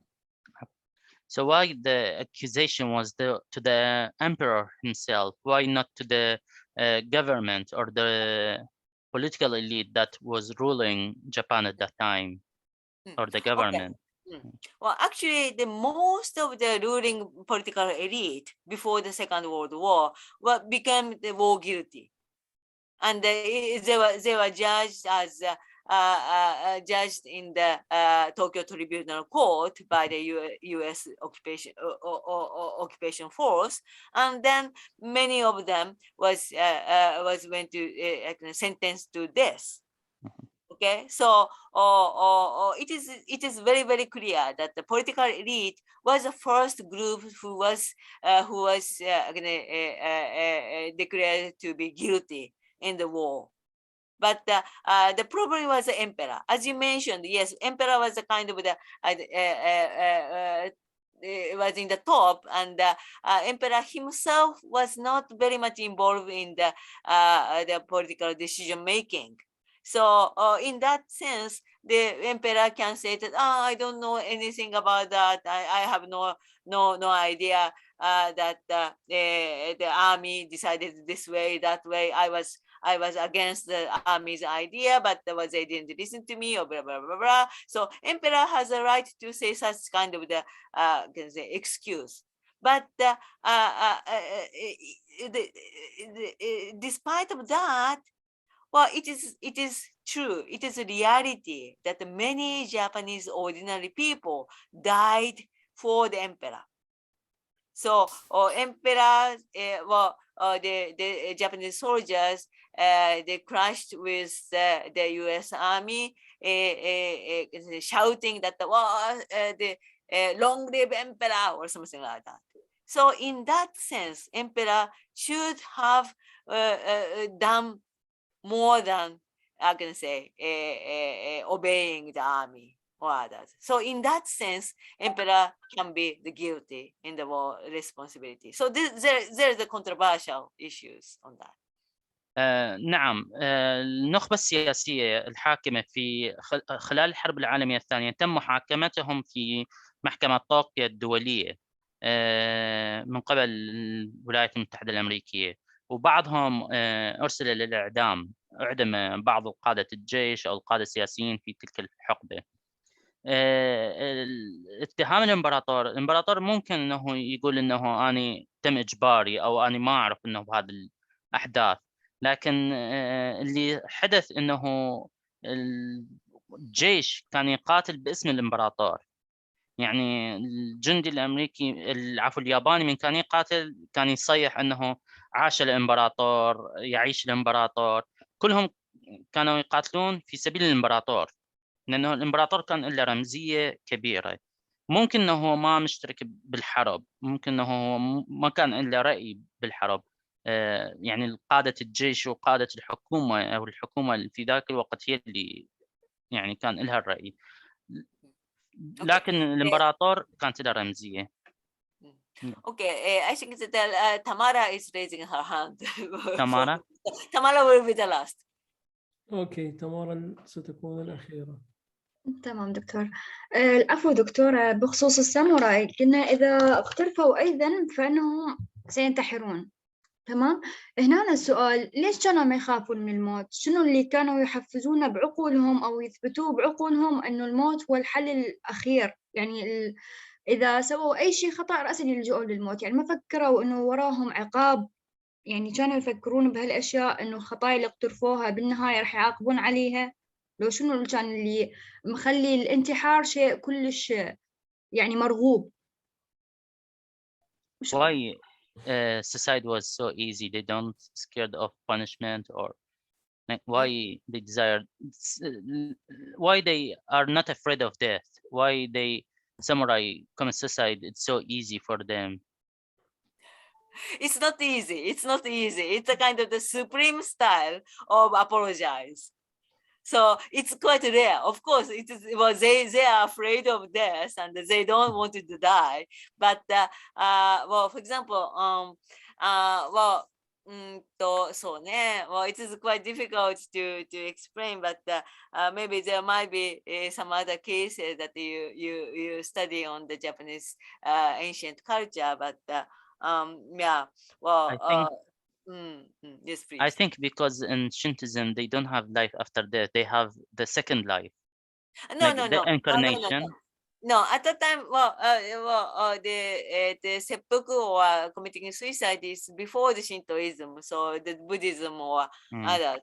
But anyway, no, it's a culture of samurai and the culture of family, or maybe in the Arabic, the sense of the Arab society, maybe Ash'ariyya, sense of Ash'ar, and it's like the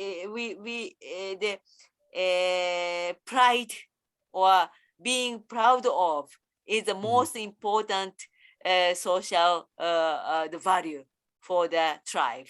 So if there is some attack to tribe, and if he is the chief of the tribe, he has to I can say he has to show the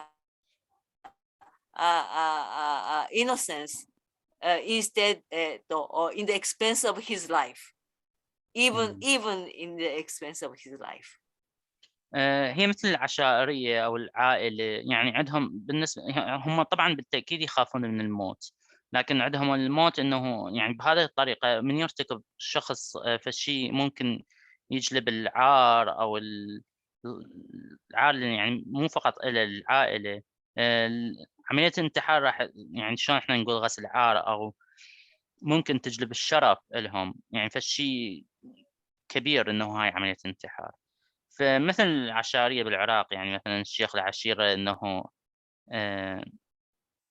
يعني هي هاي هيجي الساموراي عندهم إنه هذا شرف عملية انتحار، على الرغم إنه صعب جدا، صعب مو سهل. Okay. Sakai Sensei. Yes, Dr. Mahmoud. يعني أود أوضح التمارة إنه يعني عليك أن لا تفهمي السبوكو أو يعني انتحار الساموراي وفقا للثقافة العربية والإسلامية. هاي ثقافة أخرى، يعني جزء يعني من التقاليد اليابانية، إنه هذا الموت بشرف أفضل من الحياة بعار.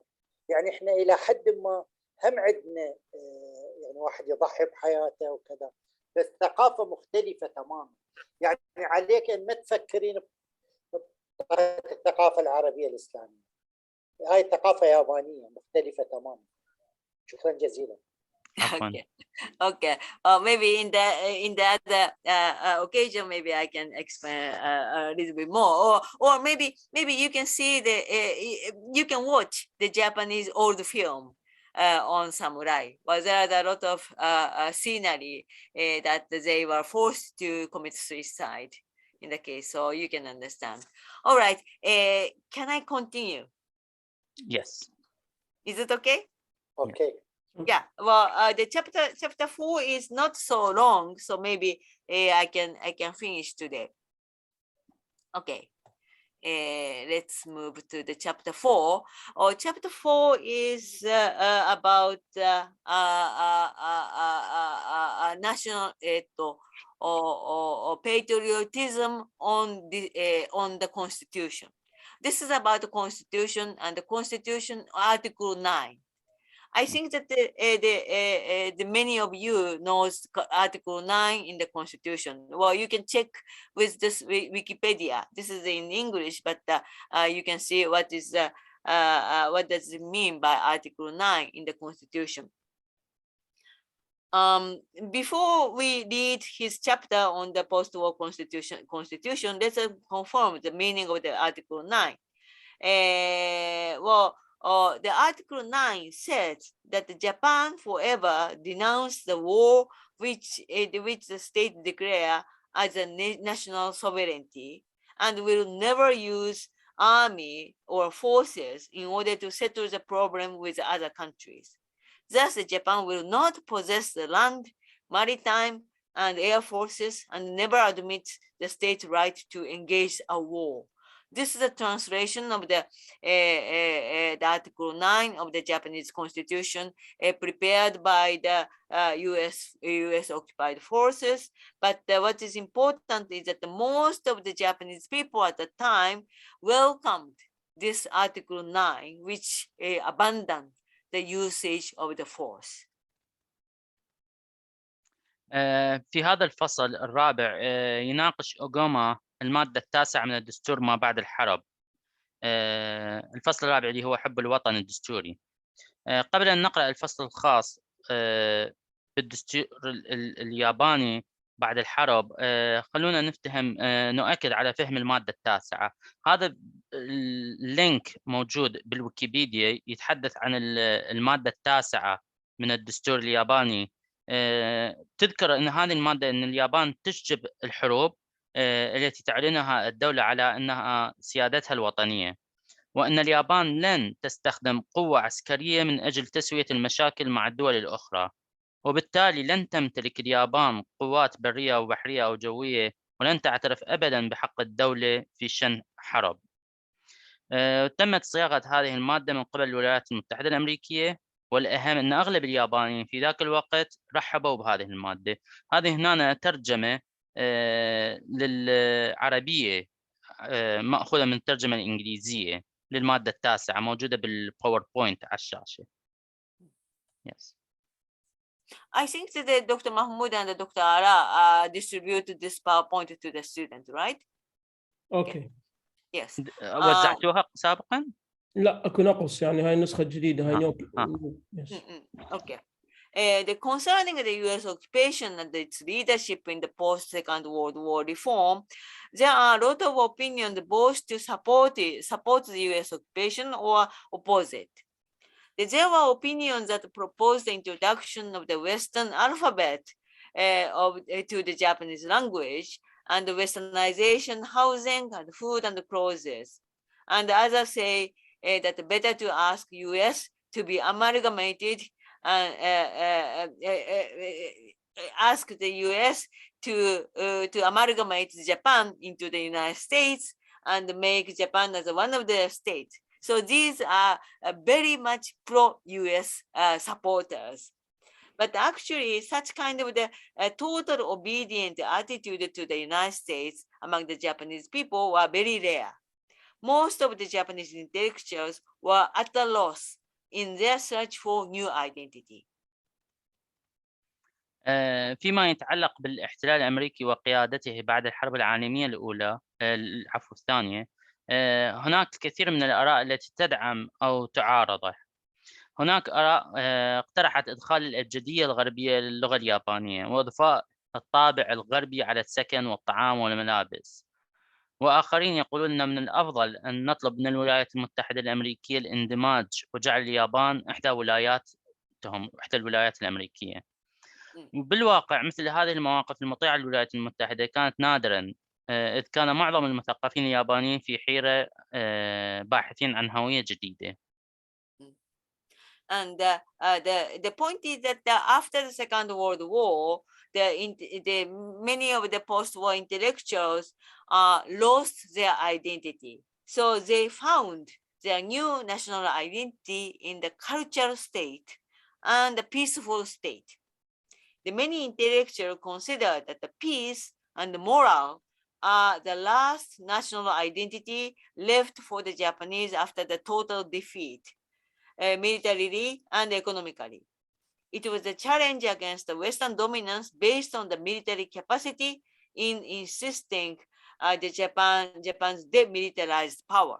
So that means that Japan understand that they were defeated by the military power.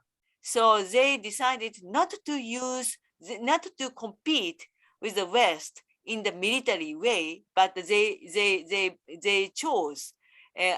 The ordinary people chose to compete with Western countries in a peaceful method and moral. معظم هذول المثقفين والمفكرين وجدوا هويتهم الوطنية الجديدة في ثقافة الدولة والدولة السلمية، واعتبر العديد من المفكرين اليابانيين أن السلام والأخلاق هما آخر هوية وطنية متبقية لليابانيين بعد الهزيمة الكاملة عسكريا واقتصاديا. ولقد كان تحديا للهيمنة الغربية على أساس القدرة العسكرية في الإصرار على اليابان منزوعة السلاح. ففكر أغلب المفكرين المثقفين الياباني في ذاك الوقت على أنه تنافس مع الغرب مو على أساس عسكري أو قوة العسكرية، وإنما من باب أخلاقي واقتصادي. From such point of view, some Japanese intellectuals argue that Japan can be a leader of the world state to prevail the idea of peace with Article 9. In other words, Japanese intellectuals understood Article 9 as something negative. Japanese intellectuals didn't understand Article 9 as something negative and imposed by the United States, but understood as a new identity and something positive and worth proud of. Abandonment of the armed forces was considered as an autonomous independence. At the same time, for the politicians, Article 9 was a tool of the accommodation for them to survive. So in this period, patriotism based on the Article 9, pacifism, was both among the conservative politicians and the liberal intellectuals a result of the pragmatism based on their calculation and interest. ومن هذه وجهة النظر هذه إيجاد البعض بأن من الممكن أن تصبح اليابان زعيما للدول العالم كي تعم فكرة السلام من خلال المادة التاسعة. وبعبارة أخرى، فهم المفكرين اليابانيين أن المادة التاسعة ليس شيء سلبي فرض من قبل الولايات المتحدة، بل يفهم على أنه هوية جديدة وشيء إيجابي يستحق الفخر، واعتبر التخلي عن القوات المسلحة استقلالا ذاتيا. وبنفس الوقت بالنسبة للسياسيين كانت المادة التاسعة أداة لهم من أجل البقاء. لذلك في هذه الفترة كانت الوطنية قائمة على المادة التاسعة اللي هي السلمية بين السياسيين المحافظين وكذلك المفكرين الليبراليين كنتيجة للبراغماتية القائمة على حساباتهم ومصالحهم. Okay. Only the Communist Party on Japan opposed Article 9, saying that the abolishment of the right of the defense may cause risk to our nation. They considered that there will be no peace and impossible to avoid war while capitalism is there. Other communist poets said that Japan can contribute global peace if Japan became a socialist country and cooperate with the socialist bloc. فقط الحزب الشيوعي كان مناهض للمادة التاسعة، قال أن اليابان حق في الدفاع عن نفسها. هذا المادة التاسعة أنه قد يسبب خطرا على أمتنا إذا اعتبر أنه لن يكون هناك سلاما ومن المستحيل تجنب الحرب في ظل وجود الرأسمالية. ويقول أحد الشعراء الشيوعيين أن اليابان يمكن أن تساهم في السلام العالمي إذا أصبحت اليابان دولة اشتراكية وتعاونت مع الكتل الاشتراكية. Another intellectual who opposed Article 9 was Nambara, who was a professor in the international politics and the president of the University of Tokyo just after the Second World War, and he was a Christian, very liberal philosopher of Tokyo University.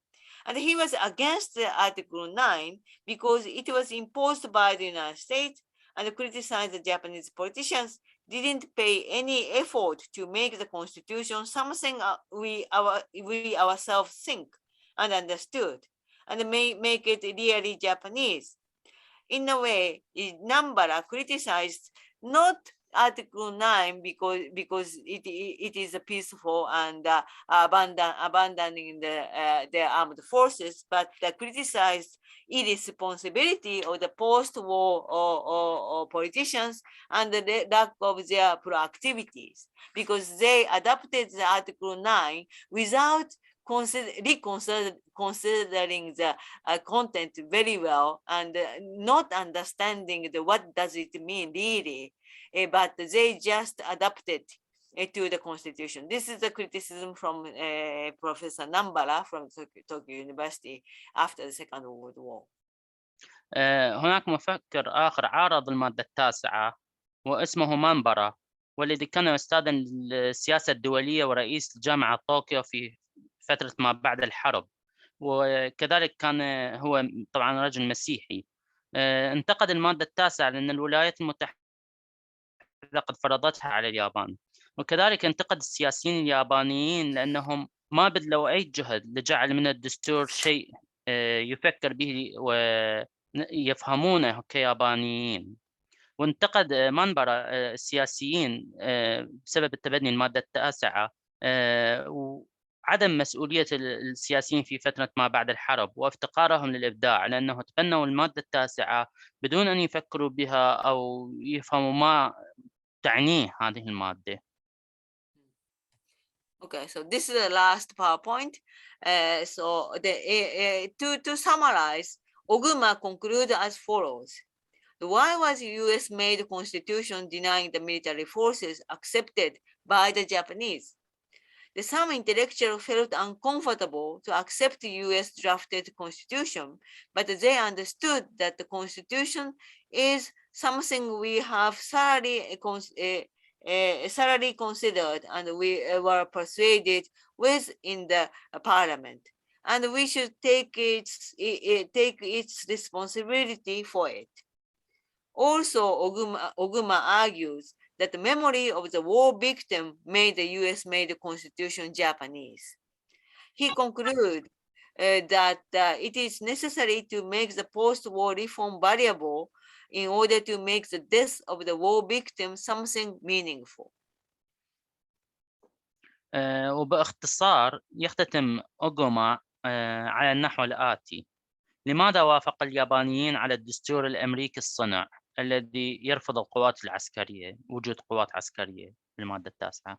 شعر بعض المفكرين بعدم الارتياح لقبول مسودة الدستور الأمريكي، لكنهم فهموا أن هذا الدستور هو شيء درسناه جيدا واقتنعنا به في البرلمان، وعلينا أن نتحمل مسؤوليتنا عنه. ويذكر أوغوما بأن ذكريات ضحايا الحرب جعلت الدستور الأمريكي الصنع يابانيا، ويخلص إلى أنه كان من الضروري جعل الإصلاح ما بعد الحرب ذا قيمة من أجل جعل موت ضحايا الحرب شيئا ذا مغزى. شكرا. So this idea of the memory of the war victim is a very, very key notion for the Oguma's argument. Well, he considered that the political reform after the Second World War, or even based on the US draft, should be variable because of the war victim, because they have to take responsibility for the dead war victims. Well, so in order to, I can say, pay the attention to the victim of the war, well, they should consider that the reform which was done after the Second World War should be variable and peaceful. So this is the key idea of the Oguma, Professor Oguma in this book. النقطة الأساسية أو اللي يحاول أوغوما يركز عليها هنا إنه هي ذكريات ضحايا الحرب. إنه الإصلاح السياسي في فترة ما بعد الحرب هو لازم يكون إنه ذا قيمة من أجل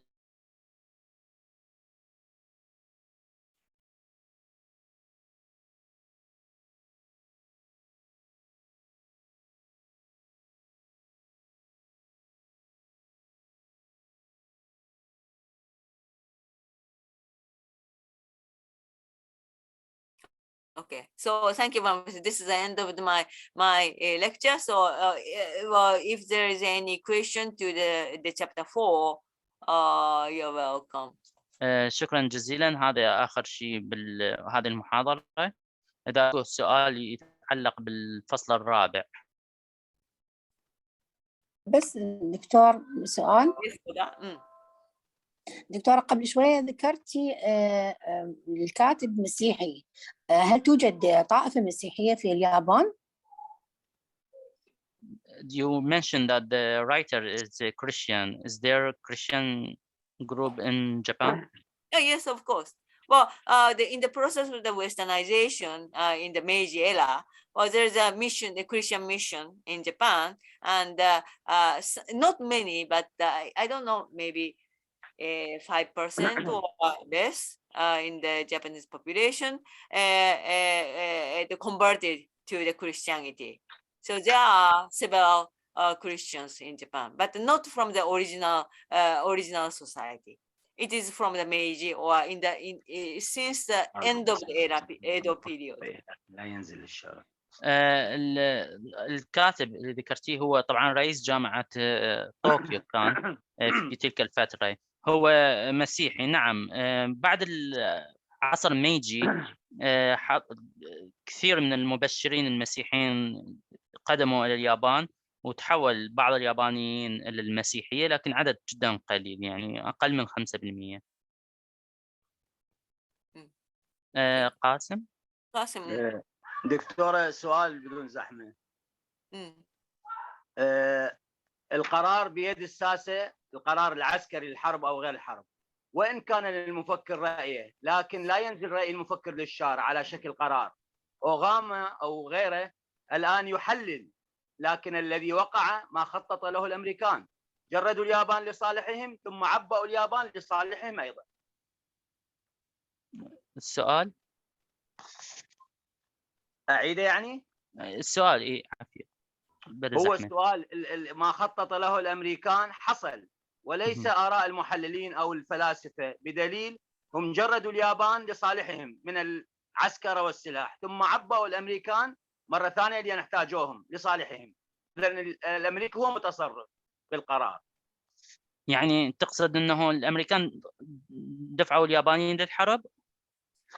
لا، أقصد ما بعد أن استسلم اليابان وجردوا من السلاح، مرة ثانية عبؤوهم بالسلاح لحاجتهم، لحاجة الأمريكان إلى اليابانيين لمواجهة الشيوعية. إذن كلام المفكرين ليس له ذاك التأثير.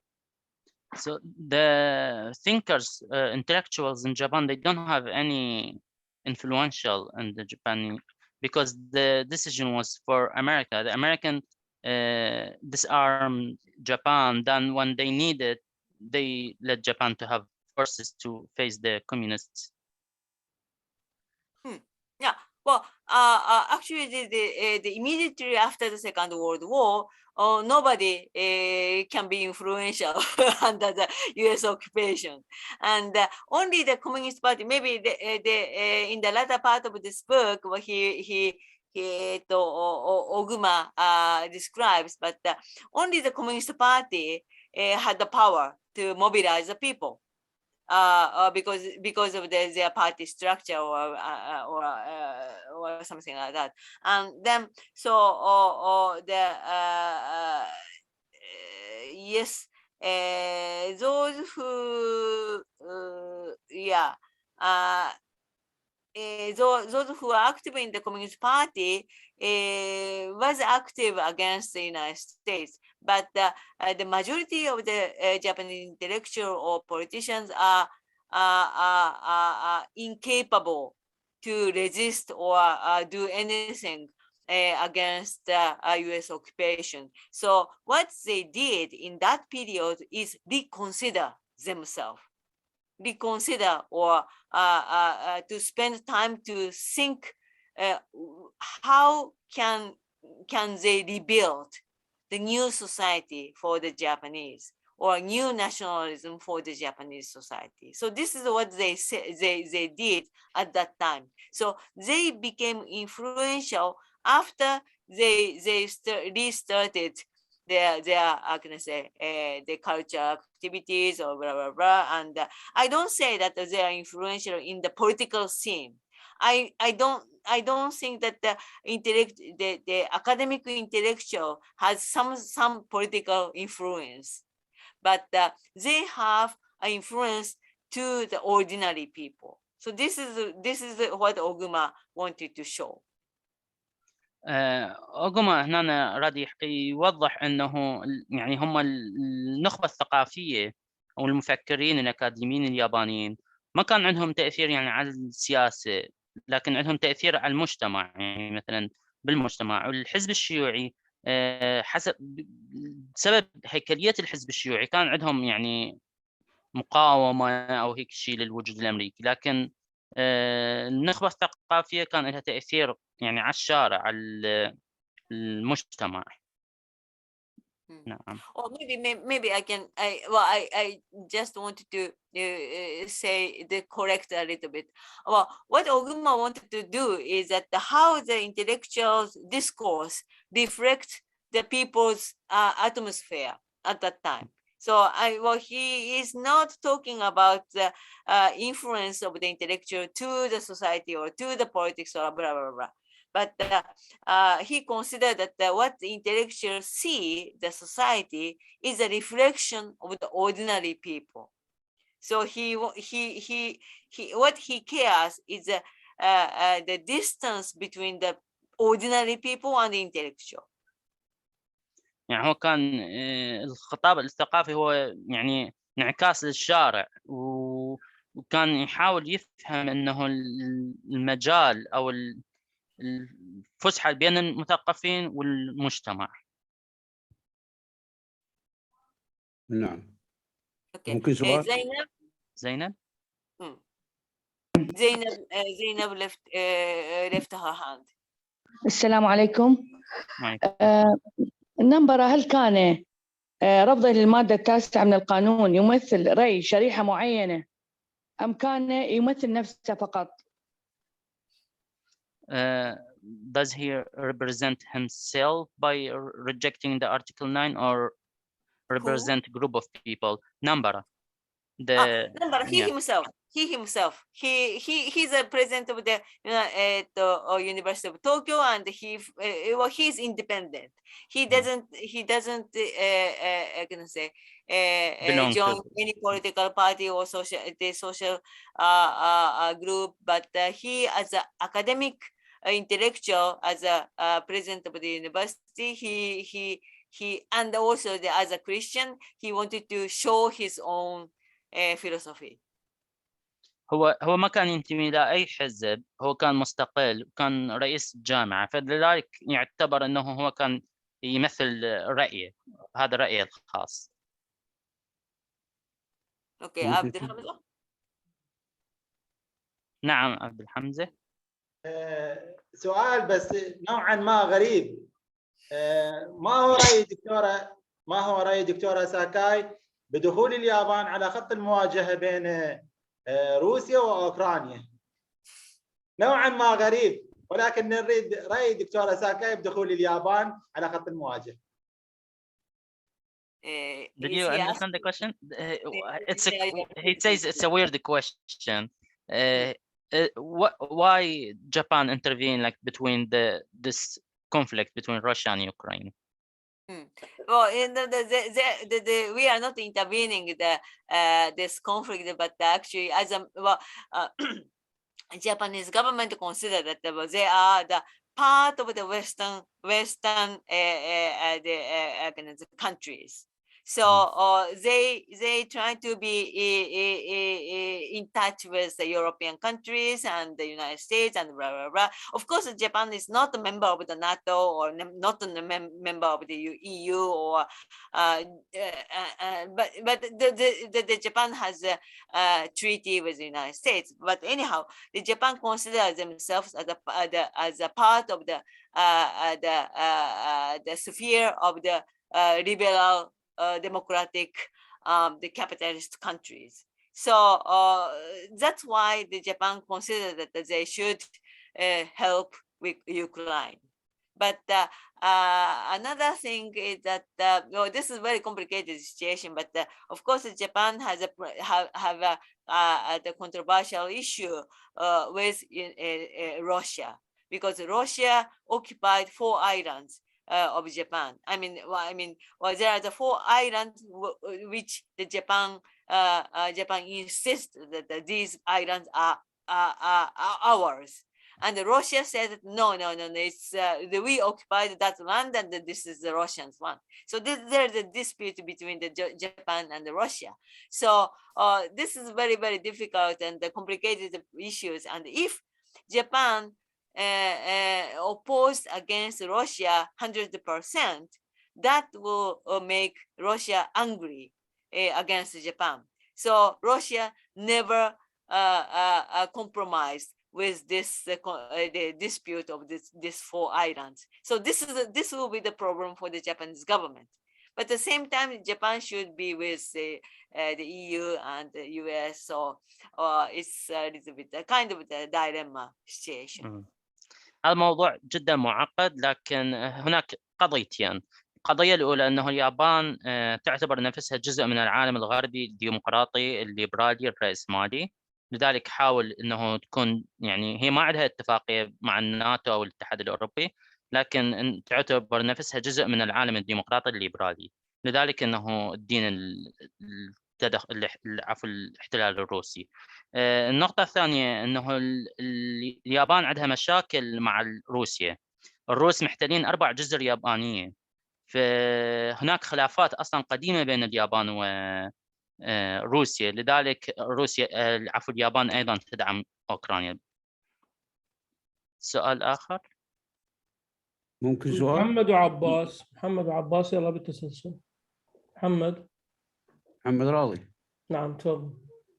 السلام عليكم. سلام. اكو عندي تعقيب ثم سؤال بدون زحمه. تفضل. اولا التعقيب: وضعت المسؤوليه الحرب على الامبراطور زائدا المسؤولين اليابانيين، هذا صحيح، لكن ليس كليا، لان المسؤوليه الكبرى تقع على امريكا لانه استخدمت الاسلحه المحرمه دوليا، وهذا هي من صفات امريكا، لان هي مكروهه لدى الشعوب دائما، ومعروفه بالخطط بعدم المواجهه يعني بالاسلحه التقليديه، هذا السبب الاكبر، هذا تعقيب يعني. اما السؤال: هل وضعت في نهجها اليابان التخلص من امريكا والتحرر منها؟ شكرا. So there's a comment and a question. The first comment should not be like accuse the emperor or the Japanese government about the war. We should accuse the United States because they used like nuclear weapon, and this is how American doing. And the question is, did Japan thought about liberating themselves from America? What? Like to be free from America. Okay. As a comment, concerning your comment, well, I'm afraid that many of the Arab students understand, or Iraqi students understand that the war is between United States and Japan. So you consider that Japan has defeated by the United States. But actually, the problem is that the Second World War was a war that Japan invaded China, Korea, and Taiwan, and other Asian countries. This is a problem. So you know that if we say that the war responsibility, it doesn't mean that the Japanese army killed the American soldiers. We don't feel any responsibility on that, but we really feel guilty to the Chinese people or Korean people or Taiwanese people or in Asian people who were killed by the Japanese army. So in that sense, we should take a responsibility for this war victims in Asia. Of course, we killed a lot of Americans, and we are sorry for that. But it doesn't mean that this is only between the United States and Japan. And the Oguma always considered that we should be peaceful country, not because of the U.S. pressure, but because of the victims in Asia. So this is my comment to your comment.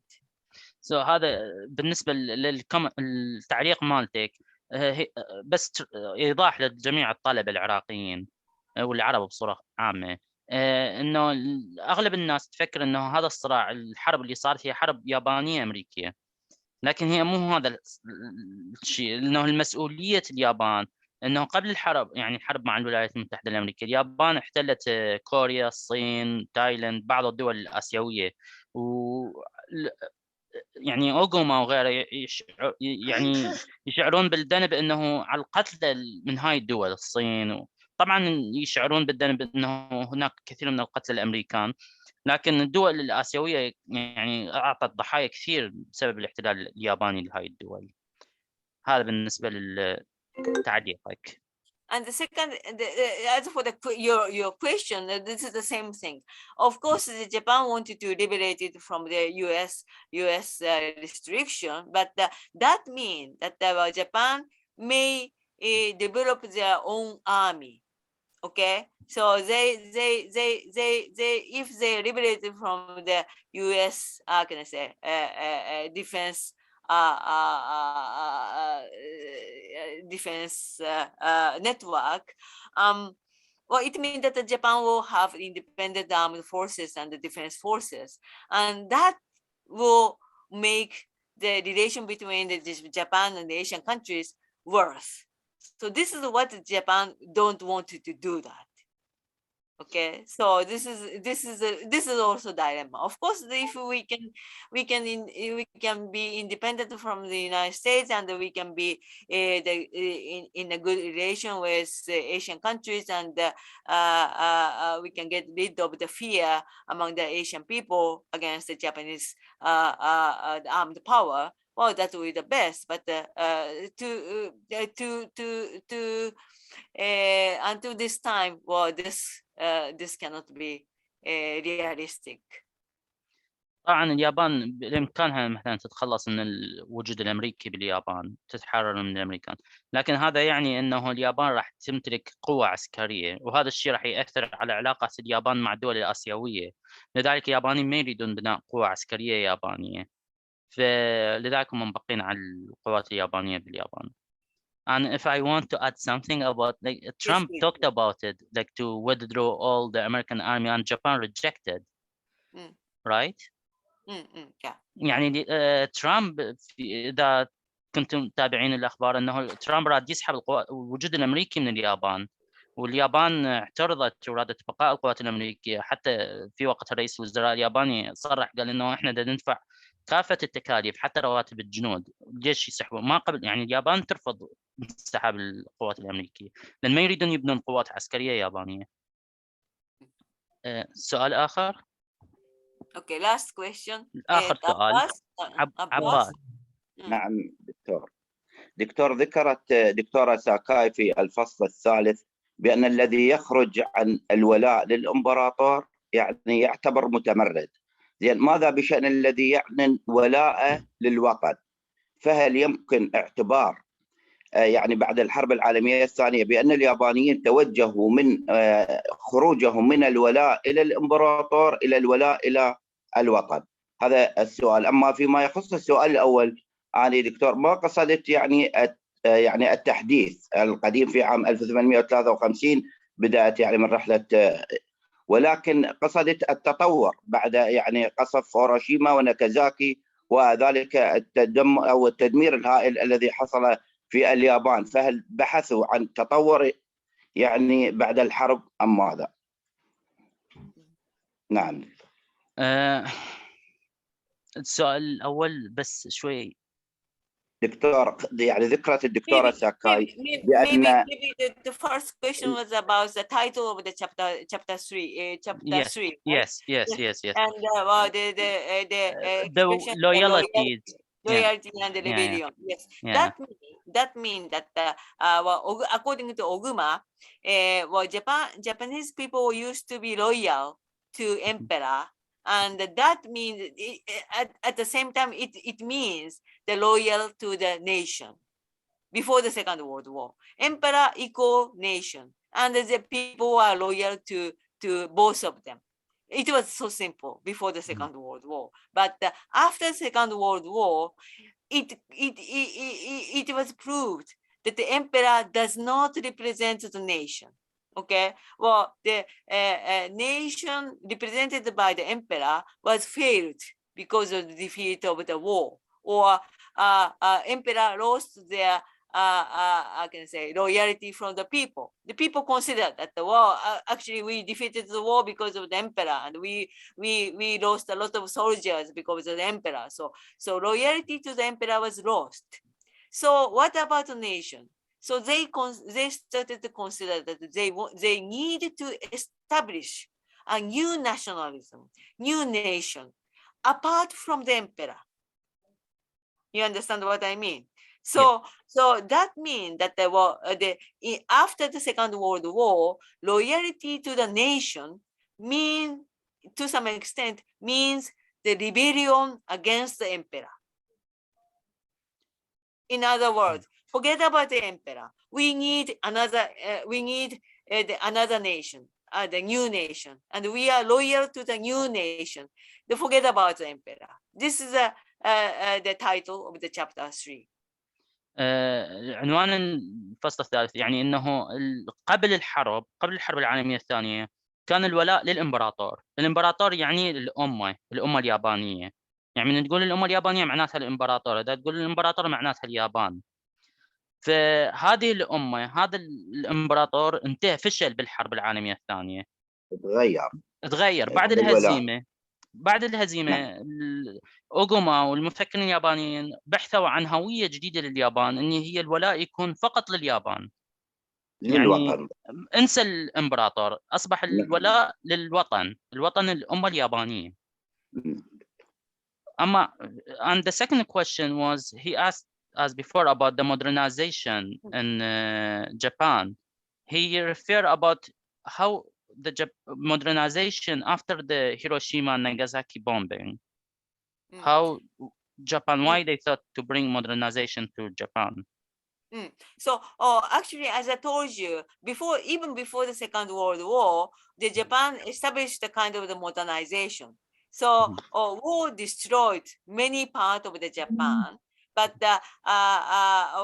it's a kind of the not modernization, but the restoring the modern society after the Second World War. Of course, it was very difficult, but I'm not quite sure about that. But maybe there's a lot of UN plan and the foreign support to reconstruction in Japan, and there's a lot of factors which I can say encouraged or promoted the reconstruction in Japan. So as for modernization, we did have a modernization even before the Second World War. So it's only the matter of the reconstruction of the economy. الحداثة كانت موجودة قبل الحرب. ما بعد الحرب هو بناء الدولة أو إعادة بناء الدولة بسبب الحرب. فهذا كان أما الحداثة هي موجودة باليابان حتى من قبل الحرب. So the point is that what Oguma argued is that there was modernization idea, and there was a westernization. For example, the Maruyama, philosopher after the Second World War, used to be the young scholar even before the Second World War, and he was liberal. He was liberal even before the Second World War. But after the Second World War, he noticed that there need to have a new nation or a new society and a new democracy or blah blah blah. So what he questioned, I mean Maruyama questioned, is that we had modernization. We had modernization before the Second World War, but we failed. So what is the problem? What was the problem of the our modernization before the Second World War, and what should we change in the modernization after the Second World War? النقطة هي أنه أوغوما في كتابه تناول شخصية ماروياما، وهو يعني من فترة ما قبل الحرب، وكان يؤمن بالحداثة. يعني الحداثة كانت موجودة قبل الحرب، لكن بعد الحرب أنه ليش فشلت اليابان، ليش الهزيمة صارت، هل أنه شنو السبب؟ لذلك أنه كان أنه هم البحث عن هوية جديدة، يعني وطنية جديدة، مفهوم الوطن الجديد.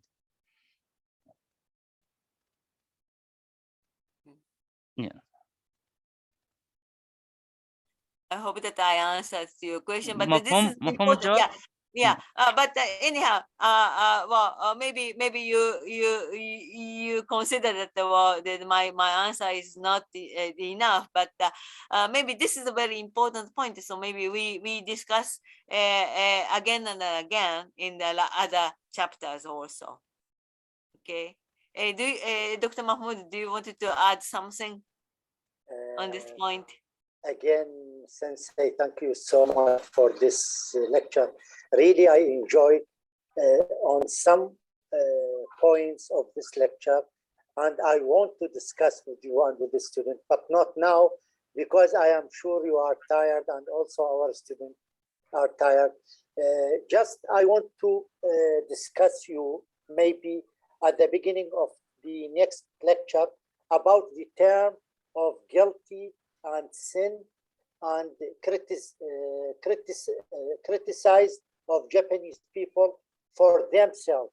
This is very important point that focused by the Western intellectual. Therefore, I understand now some articles and books of Western writers who discuss why the Japanese embracing defeat as Gordon and the another American writer focused on it.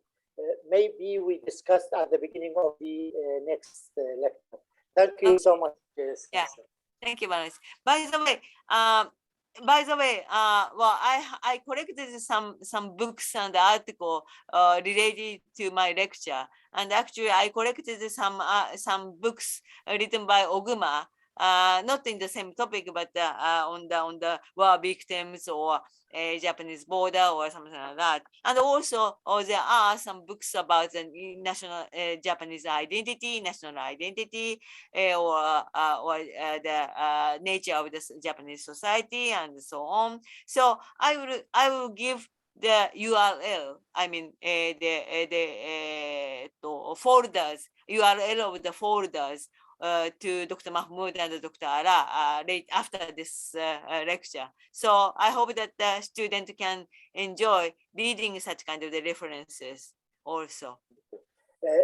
Sensei, that will be very useful, because one of our PhD students has a small and short paper on Oguma ideas.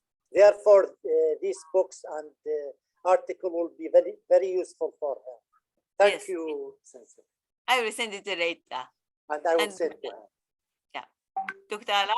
Thank you so much, Sensei. Last word. Thank you. I don't have anything and any comment. Thank you so much. Okay. So, last word, you conclude in Arabic. Yeah. طبعا جدا سعداء، طبعا انا جدا سعيد بطلبة الدكتوراه